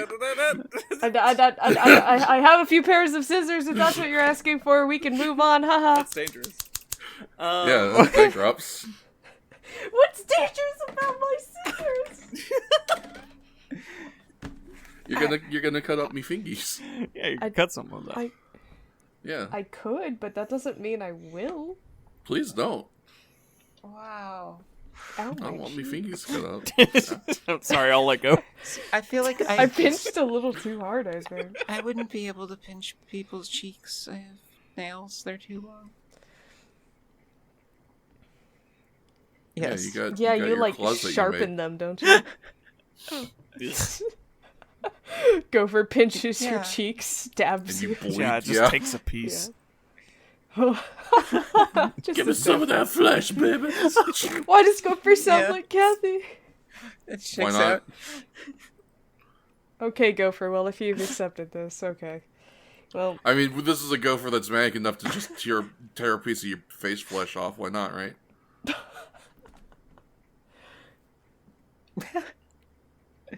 Episode.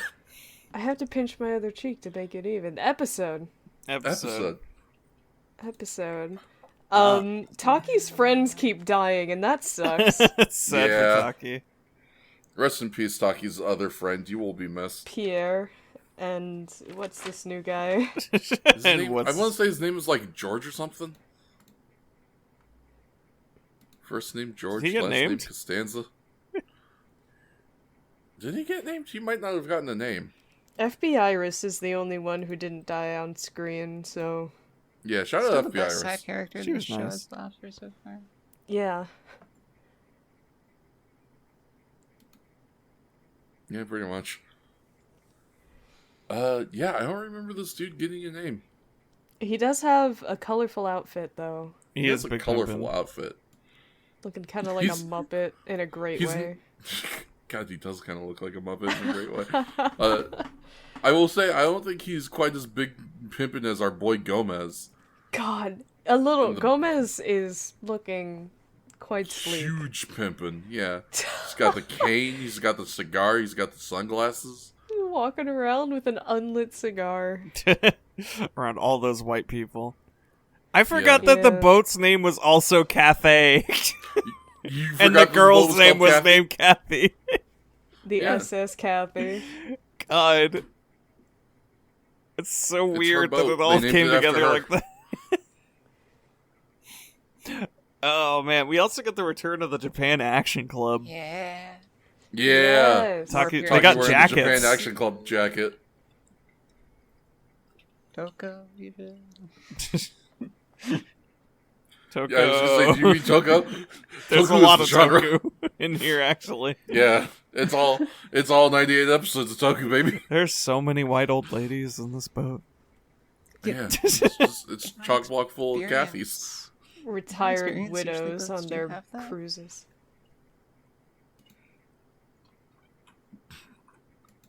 Yeah, that's fair.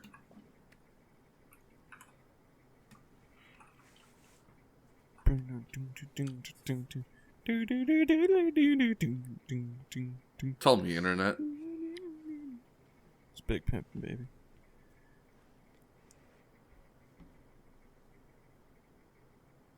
There are a couple of different options here.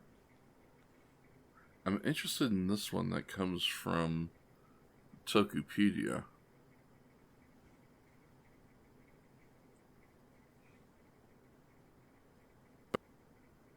About Japan Action Enterprise.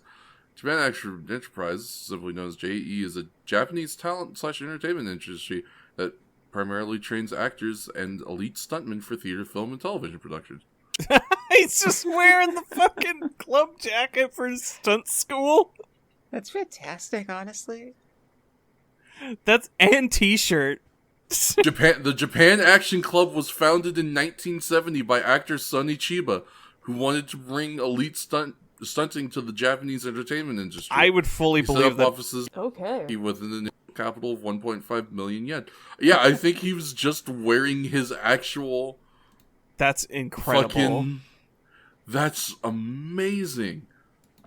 That's some pro wrestler like entrance shit. Like just wearing your fucking like reference shirts, just complete shoot.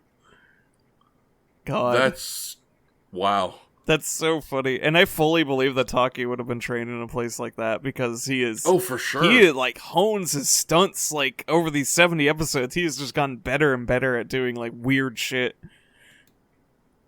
I gotta go hunt down Taki, because this looks like it might be a list of, like, people who have been, members. I don't know if this is, like, all-time or just current members of JAE, but there's a list, so I want to see if I can find Taki's name in here. I would like to also confirm that the agent's name was George. Wow, I'm a fucking brain genius. Yeah, Taki name drops him after Gadfly and Gomez is like, I fucking killed him. He's like, you killed George? Die. All my friends. Chiba. Yeah, all of Taki's friends from the academy. One by one, Shocker's gonna eliminate him. Pierre was the funnier one because it was like his first friend or something. He said it in such a way that made him sound like it was his oldest friend in FBI Academy. Yeah. Granted, they had to really on short notice make that a Taki episode, so I think they just added like an extra thread in there. Yeah, a little bit of emotional worked all right. stakes. Yeah, make it a little. And then they forgot to make good the emotional stakes. A little bit. I'm going fishing. I'm going fishing. But yeah, they fight in the ferry subway tunnel. Yeah. There's a white girl who cannot maintain her scared expression for very long. God bless her soul. She's not a very good actor. Yeah. We're doing our best. Oh man.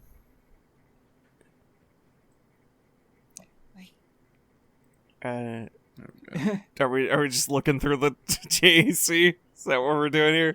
Yeah, Oh, same. I thought you had more that you wanted to say about the fight scene. I was waiting on you. People wanted to continue the discussion. No, my next note is later down the line, so I could continue. My next note is also later down the line. Just go ahead and go to the second half of the episode then. We're just vibing apparently for the first half. Yeah, my notes for the first half include Taki loses a lot of coworkers. Again, I love to see Kaijin be scolded. Yeah. And baby Kathy before she made the pans. Yeah, It's been on the mind. Yeah, I guess as far as notes. Yeah. Yeah. As far as notes for this first half of the episode, I just have this shocker guy, huge pimpin'. Why are you telling him this? In reference to the part where Gomez confronts George and just tells him the entire shocker plan. Well, since I'm gonna kill you. Yeah, really. And Choco with the namesake. I wrote down Choco cannibalism moments. Oh, thank you. I appreciate it. Yeah. Yes, very, very good. They had this scene where they're talking to baby Kathy and her mom. Mm-hmm. And she's just reading shit directly off screen. You know what? We're not gonna blame her for it. Yeah, I know. It was like, oh boy, she probably shouldn't have been doing a close-up on this. Probably. It's very clear she's not looking at the other person. But man, she's trying, and Hongo, Taki are being very nice to her in the scene. Mm-hmm. I hope they were nice to her off camera. I'm sure they were. And then fucking American Sniper is back, and he wants to kill more kids. Yeah, that's no, yeah. I mean that leads us right into our second half of the synopsis. So we'll get into it. Oh, go ahead. Very, very funny thing that happened for those of you at home while we were watching this episode, and it was being shared, screen shared to us by King Fats when that scene came up and the sniper the moment the sniper took the shot, the internet cut. Oh, that's so good. There's such a beautiful punchline. Damn, got him. Yeah. You got me. There was an internet cut out as soon as the sniper shot. I shot this kid. I was in suspense for minutes.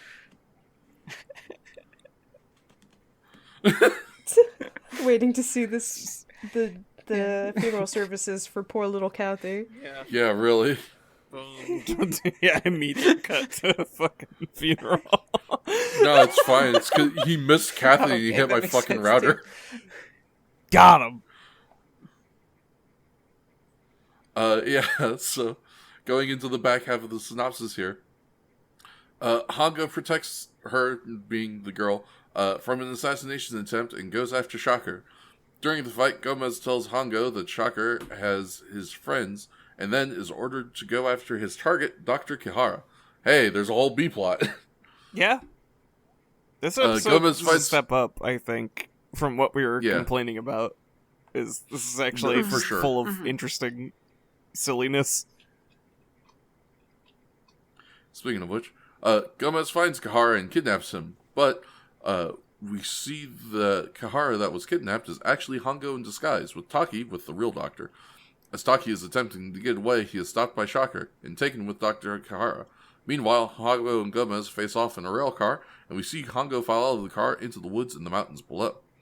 Back at Shocker's base, they tell Dr. Kihara their plans and prepare the Moto Club gang for execution. Before Shocker is able to take anyone out, Hongo arrives and faces off against Shocker after rescuing Taki. Taki rescues the other, and Kamen Rider defeats Gomez with a Rider knee block. The knee block was very good. Yeah. That is what the move was called. I was hyped for it. It popped me. Like, go ahead.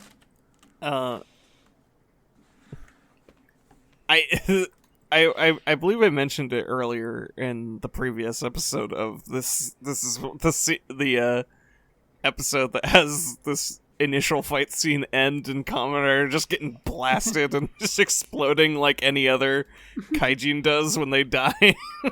Mm-hmm. But like 2 seconds later, he's just like, "Just kidding, kids. I'm behind a post. Don't worry about it." Don't worry, kids. You can't blow up Kamen Rider. I'm invincible. Remember all those times they tried to blow me up, and then I show up on a mountain 3 feet away, and I'm like, "You fools! Kamen Rider is invincible." There you go.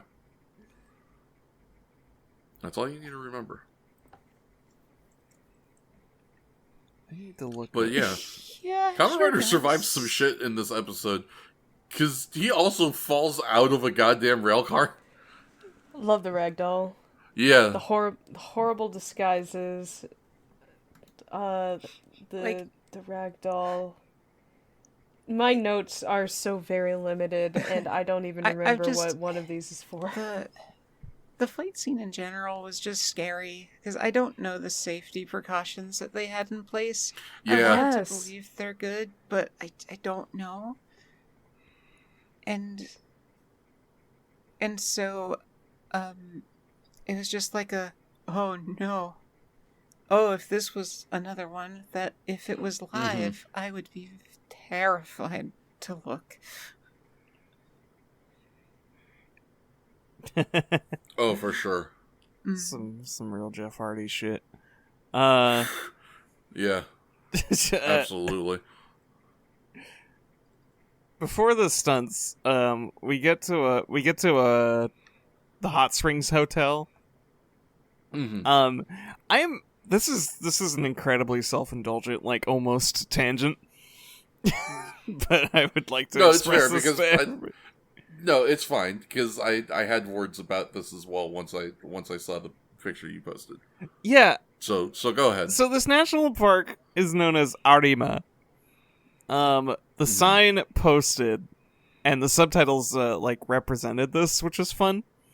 The sign posted is translated as National Park Arima Hot Springs, and all the letters outside of Arima in that are in white, and then Arima is in red. Which clicked into my brain a reference that wouldn't make sense in 1972. Which is Red Arima, which was the name of the little red devil guy from Ghosts and Goblins. I only remember. Yes. So he's known as Firebrand. Oh, okay, that's fine. Mm-hmm. Yeah.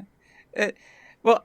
Yeah, and that was my thing. Is I was familiar with. I only know him as Firebrand, and also like Lotus or like Black Lotus from Demon's Crest, but not his more original form. So yeah, and like that's spelled with more elongated vowels. Arima. Because it's supposed to be Arremer. I don't know if that's a word at all, because every time I look it up, it only gets me Ghosts and Goblins results. There's no, a dictionary definition. I'm just gonna go to dictionary.com. But, it makes me wonder, it's do Kamen Rider references get that esoteric? It's been a long time, maybe. Do people making names for video game characters pull that weird of make that weird of pulls? I absolutely probably is the thing. But like nothing's reported on it. Nothing that I can find reports on it. It's just this really uncanny coincidence that this is a red Arima. Mm-hmm. But I found it funny, at least. Gargoyle's Quest is a good game, y'all. You should all play it. Gargoyle's Quest is a good game, and you probably should play it. I can't, report it that much because I haven't played Gargoyle's Quest, but I have played the Super Nintendo sequel, which is Demon's Crest, and that is a supremely good game. Everybody go play Demon's Crest. That game fucking rules. That series is great. Anyways, that is all to do with Kamen Rider, unfortunately. But it made it to my notes, and I set it to fucking crickets while we were watching the episode. Well, it was like, right. Because unfortunately... Because my dumbass only really knows that name from Game Center CX. There you go. Watching Arino fucking play that game over and over. And also, you said that right as we got fucking Secret Agent Mantaki. It's true. There was a lot more to distract us after that. We got the Master Disguise. Focused. Both Hongo and Taki busting out the disguise kit for some shenanigans. They forgot the wig cap today, though. A little bit. Sure fucking did. Taki didn't even wear a wig. He just put on a fake mustache. And glasses. Called it a day. Really phoned that one in, huh, Taki? They'll never recognize me. Well, maybe you aren't the one they need to recognize.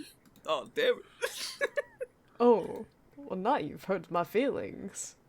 Oh, Taki, why are you speaking with that weird voice? I don't know. It's part of my disguise. Please stop. Why? Is it working? No. Oh. Just sound... I'm getting fucking Agador Spartacus vibes. I don't even know who that is. Yeah, I was gonna say, I think that's a reference for, Only Me. Oh, wait, yeah. Gopher, you watched Birdcage with us, right? I do not like shoes. They make me fall down.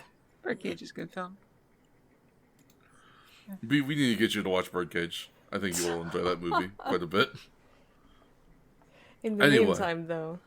In the meantime, in between time, I don't know, we've talked about the rail car fight. The Mark Twain ass scientist man and Hongo's amazing with the eyebrows disguise. on the glasses. Yeah. On the glasses. The eyebrows on the glasses, yes. Yeah. Perfection. I adore the eyebrows on the glasses. It's supremely good. It's so goofy. It was like they were trying to make a different show about some people who couldn't just turn into ass-kicking machines. Yeah, it struck me as almost like making a live-action cartoon. With, because, that's... A little bit. If it was a cartoon, and it's like, the eyebrows were just floating in front of the dude's face, I wouldn't question it, not a single bit. And they just threw it in there, and I'm like, that's so charming. I love it.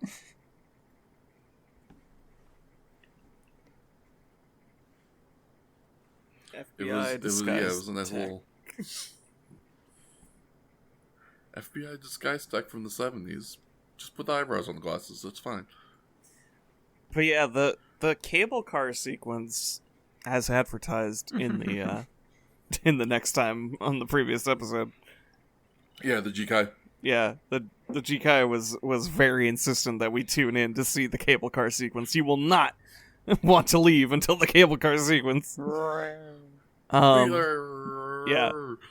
And I think it delivered. It was genuinely like, whoa, cool stunts. Like, multiple camera angles. We had shots of other cars. We had shots taken from other cars for extra angles. Shots from below and above.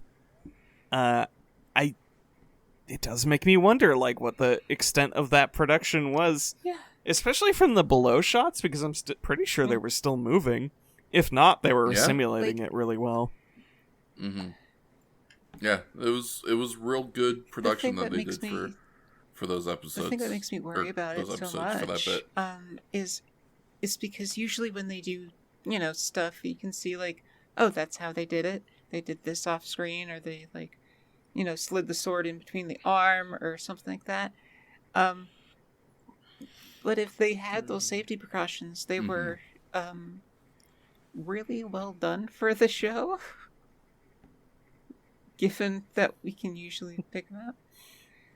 You gotta get them out of sight, or it spoils everything. We've had misaligned explosives. We've had these stunts that are just like, okay, this guy's gonna fall out of frame and walk away.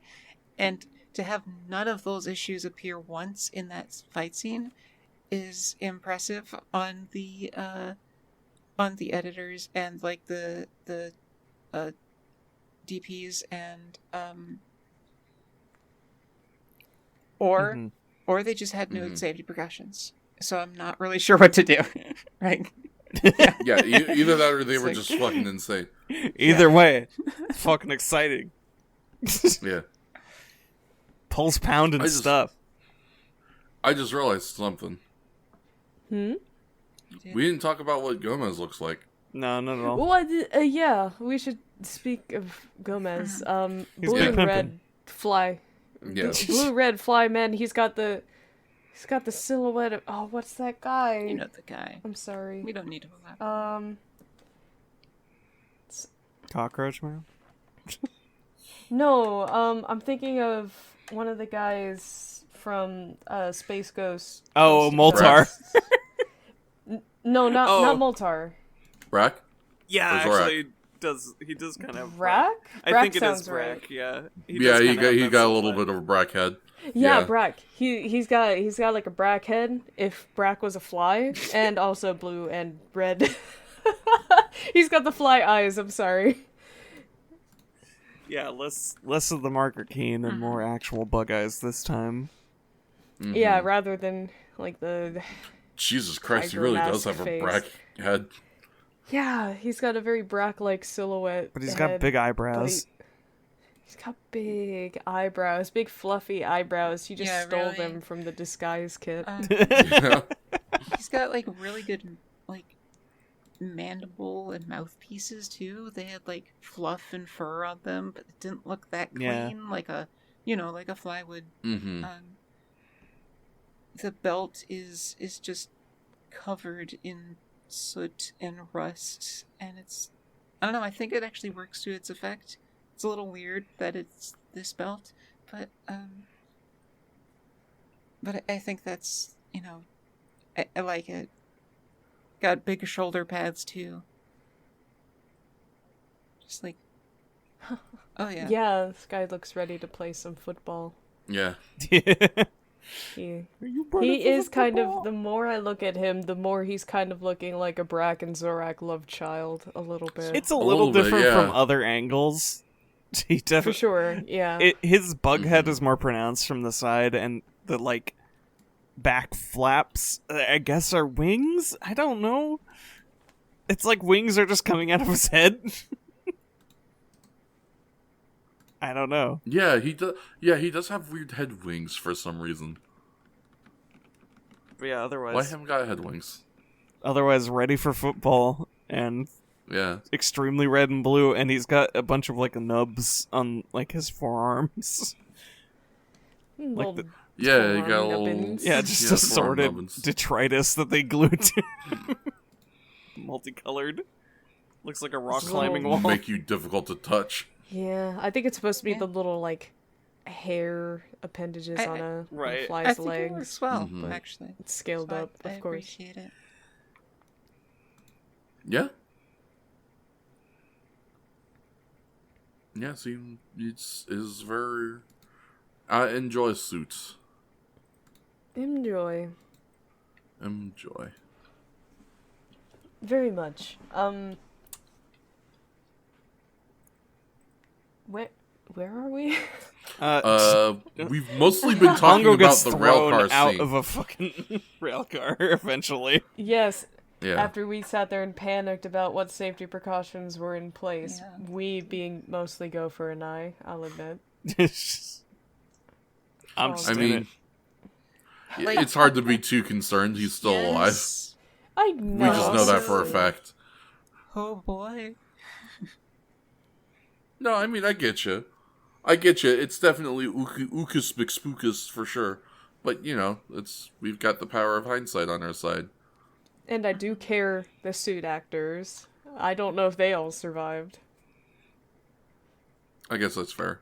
But I feel like that would have been included in one of these, at least the Kamen Rider wiki would have had that much if somebody fucking died on production. One would hope, but I don't know. Yeah. Maybe I'm giving them too much credit. You might be. We get to see the great dummy shot from. Mm-hmm. They probably found as high a point on those lifts as possible to drop a dummy, and we don't even get to see it land. That was bullshit. Nope. Yeah. I get that he lived. You can still show me hitting the ground. Yeah. It would have been cool to have, like, a dust explosion. Yeah. Yeah, or something. Mm-hmm. Just something. Impact of any kind. Yeah, just sort of... Some sort of acknowledgement. Everyone just kind of gets captured in the meantime, and we get a really good view of everybody in their cute outfits, because they're all on vacation. Yes. Mm-hmm. All the Rider girls sporting cool red, white, and blue fits. Looking like the French flag. Choco. Isn't this the one where Choco's in the purple dress? No. Yuri is in a blue and white. Choco is in a white. And Yoko is in a red. Am I craisins? Yes. Thank you. Like, I'll take the picture for you. Here you go. Please. Oh, Jesus Christ, yeah. Yeah, everybody's just cute fits. I guess this is a weird color correction on my end. Maybe, yeah. Because it definitely... Oh, absolutely not. Like, same. Oh, yeah, space the fuck out. Listen, you can absolutely count on Shakes to remember what a cute girl looks like. Yeah, that's fair. It's all I can do anymore. Ever. My only life skill. At least you got that going. Put that on your resume. I know what cute girl looks like. I can't. I apparently can't even do that. So what the fuck am I worth? At least you got something. We know what a cute man looks like at the very least. Like you seem to be in agreement with me that that's a thing that exists in the world that can be pointed out, and we must do so fair. as our sworn duty to the universe. Thank you for making me feel like I have some semblance of a purpose, B. You're too kind. I'm happy to be of service.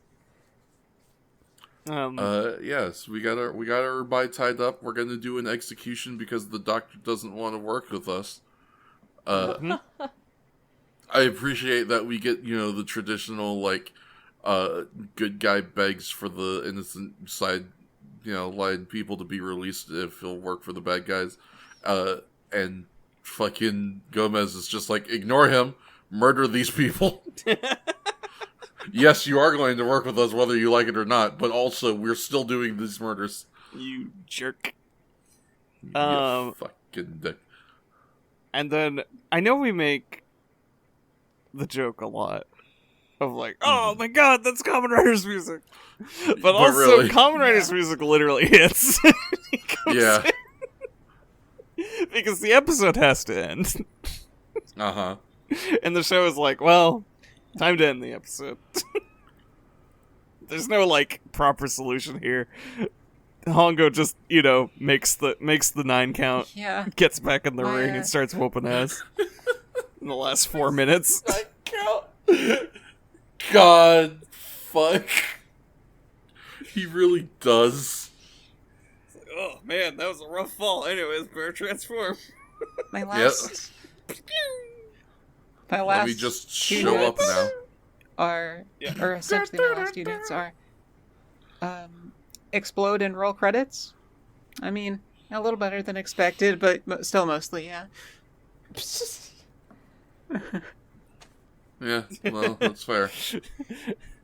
I have 2 notes. One is post credits and one is post last fight.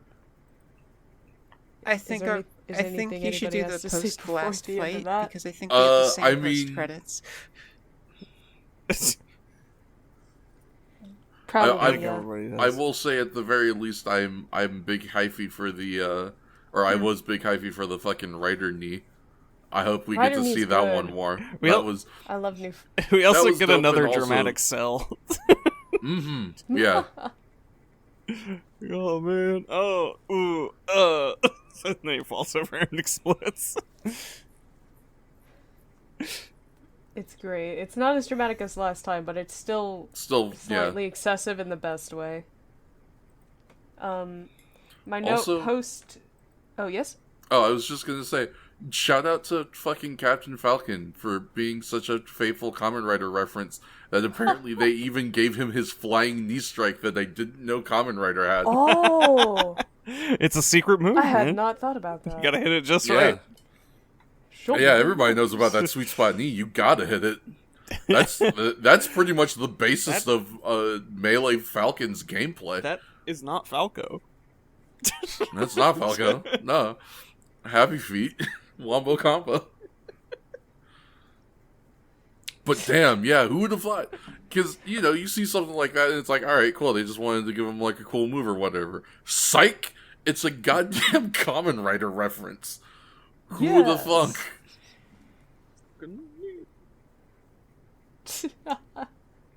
Oh, congratulations, Captain Falcon, on the depth of your references. Yeah, really. Good job, bud. Yeah, I had not even thought about that remotely. That is really cool. Shit, actually, now that I'm thinking about it, even up to the point in, like, Captain Falcon being a racer. Yeah. Oh my god. Like, wow, yeah. Yeah. So I guess he was all a racer. the way down, huh? That seems obvious in hindsight. He was a racer first, technically. Well, yeah. So they turned someone who drives into a Kamen Rider, which is pretty sensible. Got the scarf and so forth. Basically, yeah. Yeah, he's got the scarf and the helmet, and he had those back when he was a racer, too. Mm-hmm. I'm just saying. I think he was always a Kamen Rider reference. It's just a lot more explicit now that they had the game where he gets to punch man. What if Kamen Rider was a NASCAR? What? Yeah, basically. If Speed Racer was also really buff and became a Kamen Rider? Yeah. Hmm. We think it'd go he is a old demon something on like wheels. this. Yeah. Go Speed Racer. Go Speed Racer. Go Speed Racer. Go. That's the kind of show that I wouldn't mind digging into and starting a podcast about, because that show is cuckoo bananas. That show is cool bananas. I have a special spot in my heart for Speed Racer since it is the first anime my brain can ever recall having watched. Mm. It's among them. I don't know if it's the first, but it's definitely in there, Like, it's in the collection. I used to, my brother and I used to have, like, models of the car. I forget what the car's name. The Mach 5, yeah. We had, like, Mach 5? 3 or 4 of them. And they'd always break because half the time they were poorly constructed and half the time, like, a dog we had who was a puppy at the time would just eat everything. Oh no! Lost so many stuffed animals to that dog. Yeah. I mean, this is when she was like 2 or 3, but she mellowed out in her old years, where it's just like, oh, I can just pick her up and she doesn't care.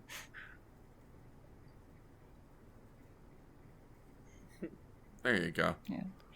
That's the kind of energy we like. Hell yeah. But, yeah. No, that's it. Tiniest tangent.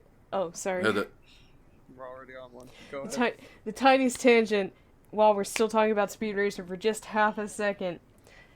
Everybody gives that dub crap, but I swear, you go listen to the original Japanese and tell me it sounds any better. It's pretty much the same. Is it really that bad? Oh, wow. It is faithful, like, to a T. Like, that is what it sounds like. Speed Racer only sounds like it does because they were trying to emulate what it sounded like. I've never gotten a chance to check out the original Japanese Speed Racer. That's interesting.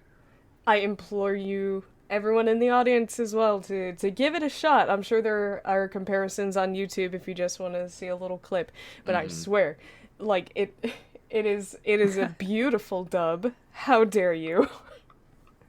I mean, how can I ever give that dub crap when it gave me the wonder, the beauty, the splendor that is? He's going over that cliff!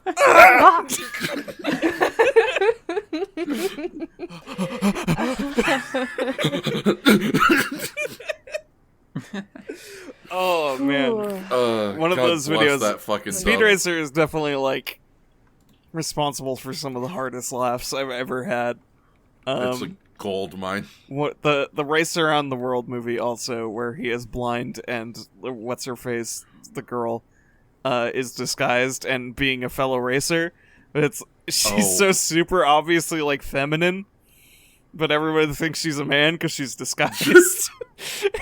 And she touches his hand while he's blind. And he's like, "Oh, now I know she's a girl. No man's hand is that soft."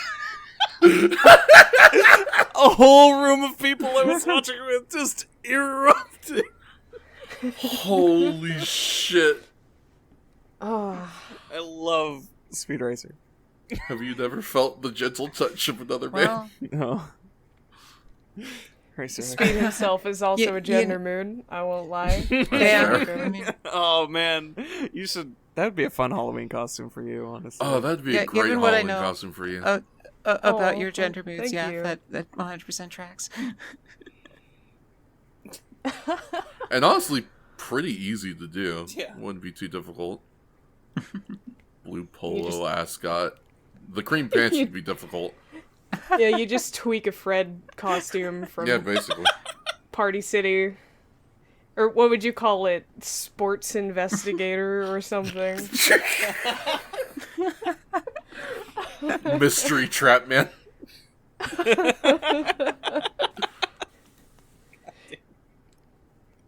God bless you, Freddy. Teen crime solver. There it is. Perfect. Perfect. Oh, Kamen Rider. Yes. Yeah, I was gonna say you had some post-fight notes. Yes. So, right after the fight, we see the scientist Takeshi and Taki all gather in a circle, and they're like, "Oh yeah, we did it, gang!" Yeah, And- Lo hicimos. And I couldn't help but think, like, what about all the other, like, and at the moment I started to say it, they all pants. erupted from, like, 100 feet away, standing on the top of a hill, like, "Hey, what about us?" And Takeshi was like, "I don't know, go visit the hot springs then." Yeah, we're And at they hot left. spring. You should And they were like, relax. "Oh, okay, that sounds great, actually." No, wait, because it's How do we get because that scene gets even better. Because Tachibana's like, no, how do we get off of this mountain? We're stuck on this hill, guys. Oh. And Bye. Taki goes over and he helps him. But Hago fucks right off. Yeah. Yeah, as is tradition, he needs to go get his Denny's Grand Slam. Gotta go get that Grand but Slam, baby. I must say, Yoko and Choco, their names are still kind of killing me a little. They really know how to go with the flow, I guess, which means they're great Rider Girl candidates. They don't Yep. question anything. There's half a brain cell rattling around between the three of them. Yep. Yeah. God bless him. God bless I him. think that probably brings us to the end of the episode and our last note, right? It sure does. I have 2 last notes. I didn't actually write any last notes. I was just tripping balls. The first... It's just rolling. Yeah.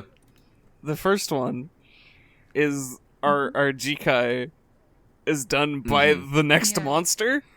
That was super dope. Yeah, I'm hoping this becomes a trend, and I'm going to be very sad Yeah. if it doesn't. I'm prepared to be disappointed. It's fitting that we were talking about the tender touch of another man, because Hayato's back. Yeah, baby. I'm so excited. Finally, we're gonna have the two riders back again. They had so little time together. I hope they do another circus Maybe roll. reverse some of the footage for all I also hope they do another circus roll. Gosh.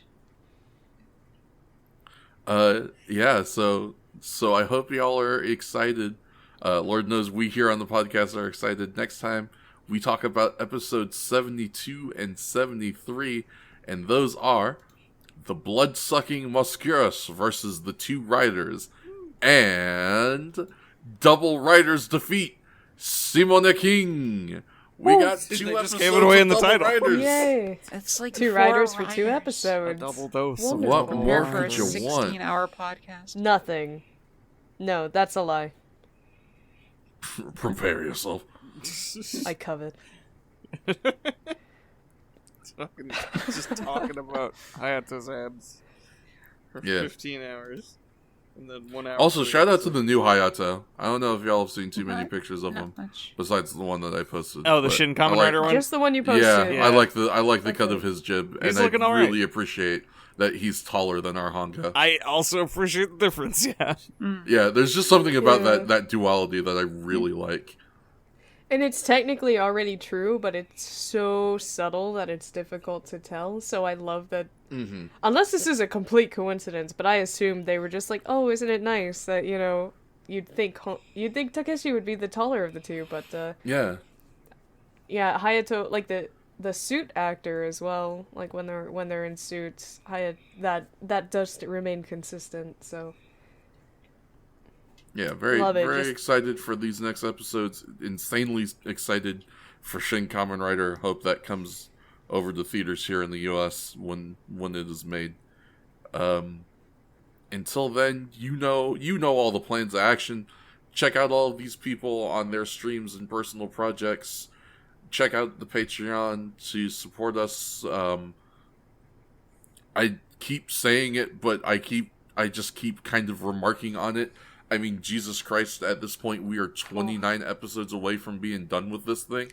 It's weird. It's coming up. It's right? It's so weird to think about, but we are truly gonna be done with this show before you know it. So if you want to have a say in what we watch next, get on that Patreon, get on that $10 tier.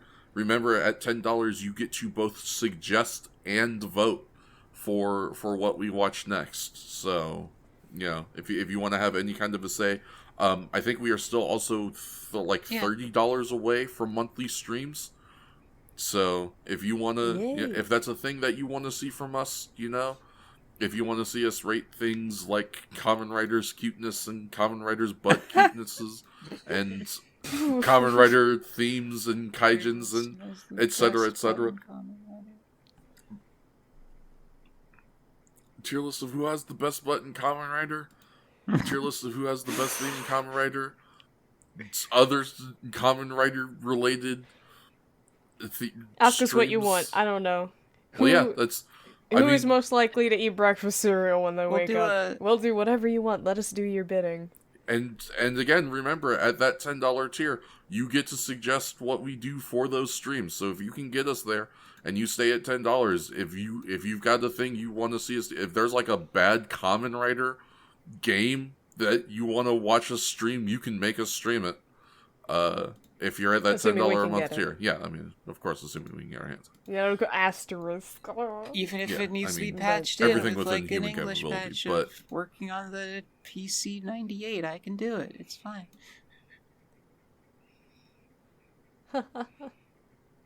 Yeah, we so you know, if give us a follow on that Patreon, help us continue to make the show, and it'll, you know, make us bow to your whims, even if only a little bit. Until then, thank you for listening. We hope you enjoyed the podcast. You know, we are all big fans. All you people out there, take care of yourselves, do well, and remember, if you can't believe in God and you can't believe in Buddha, you can always believe in Kamen Rider.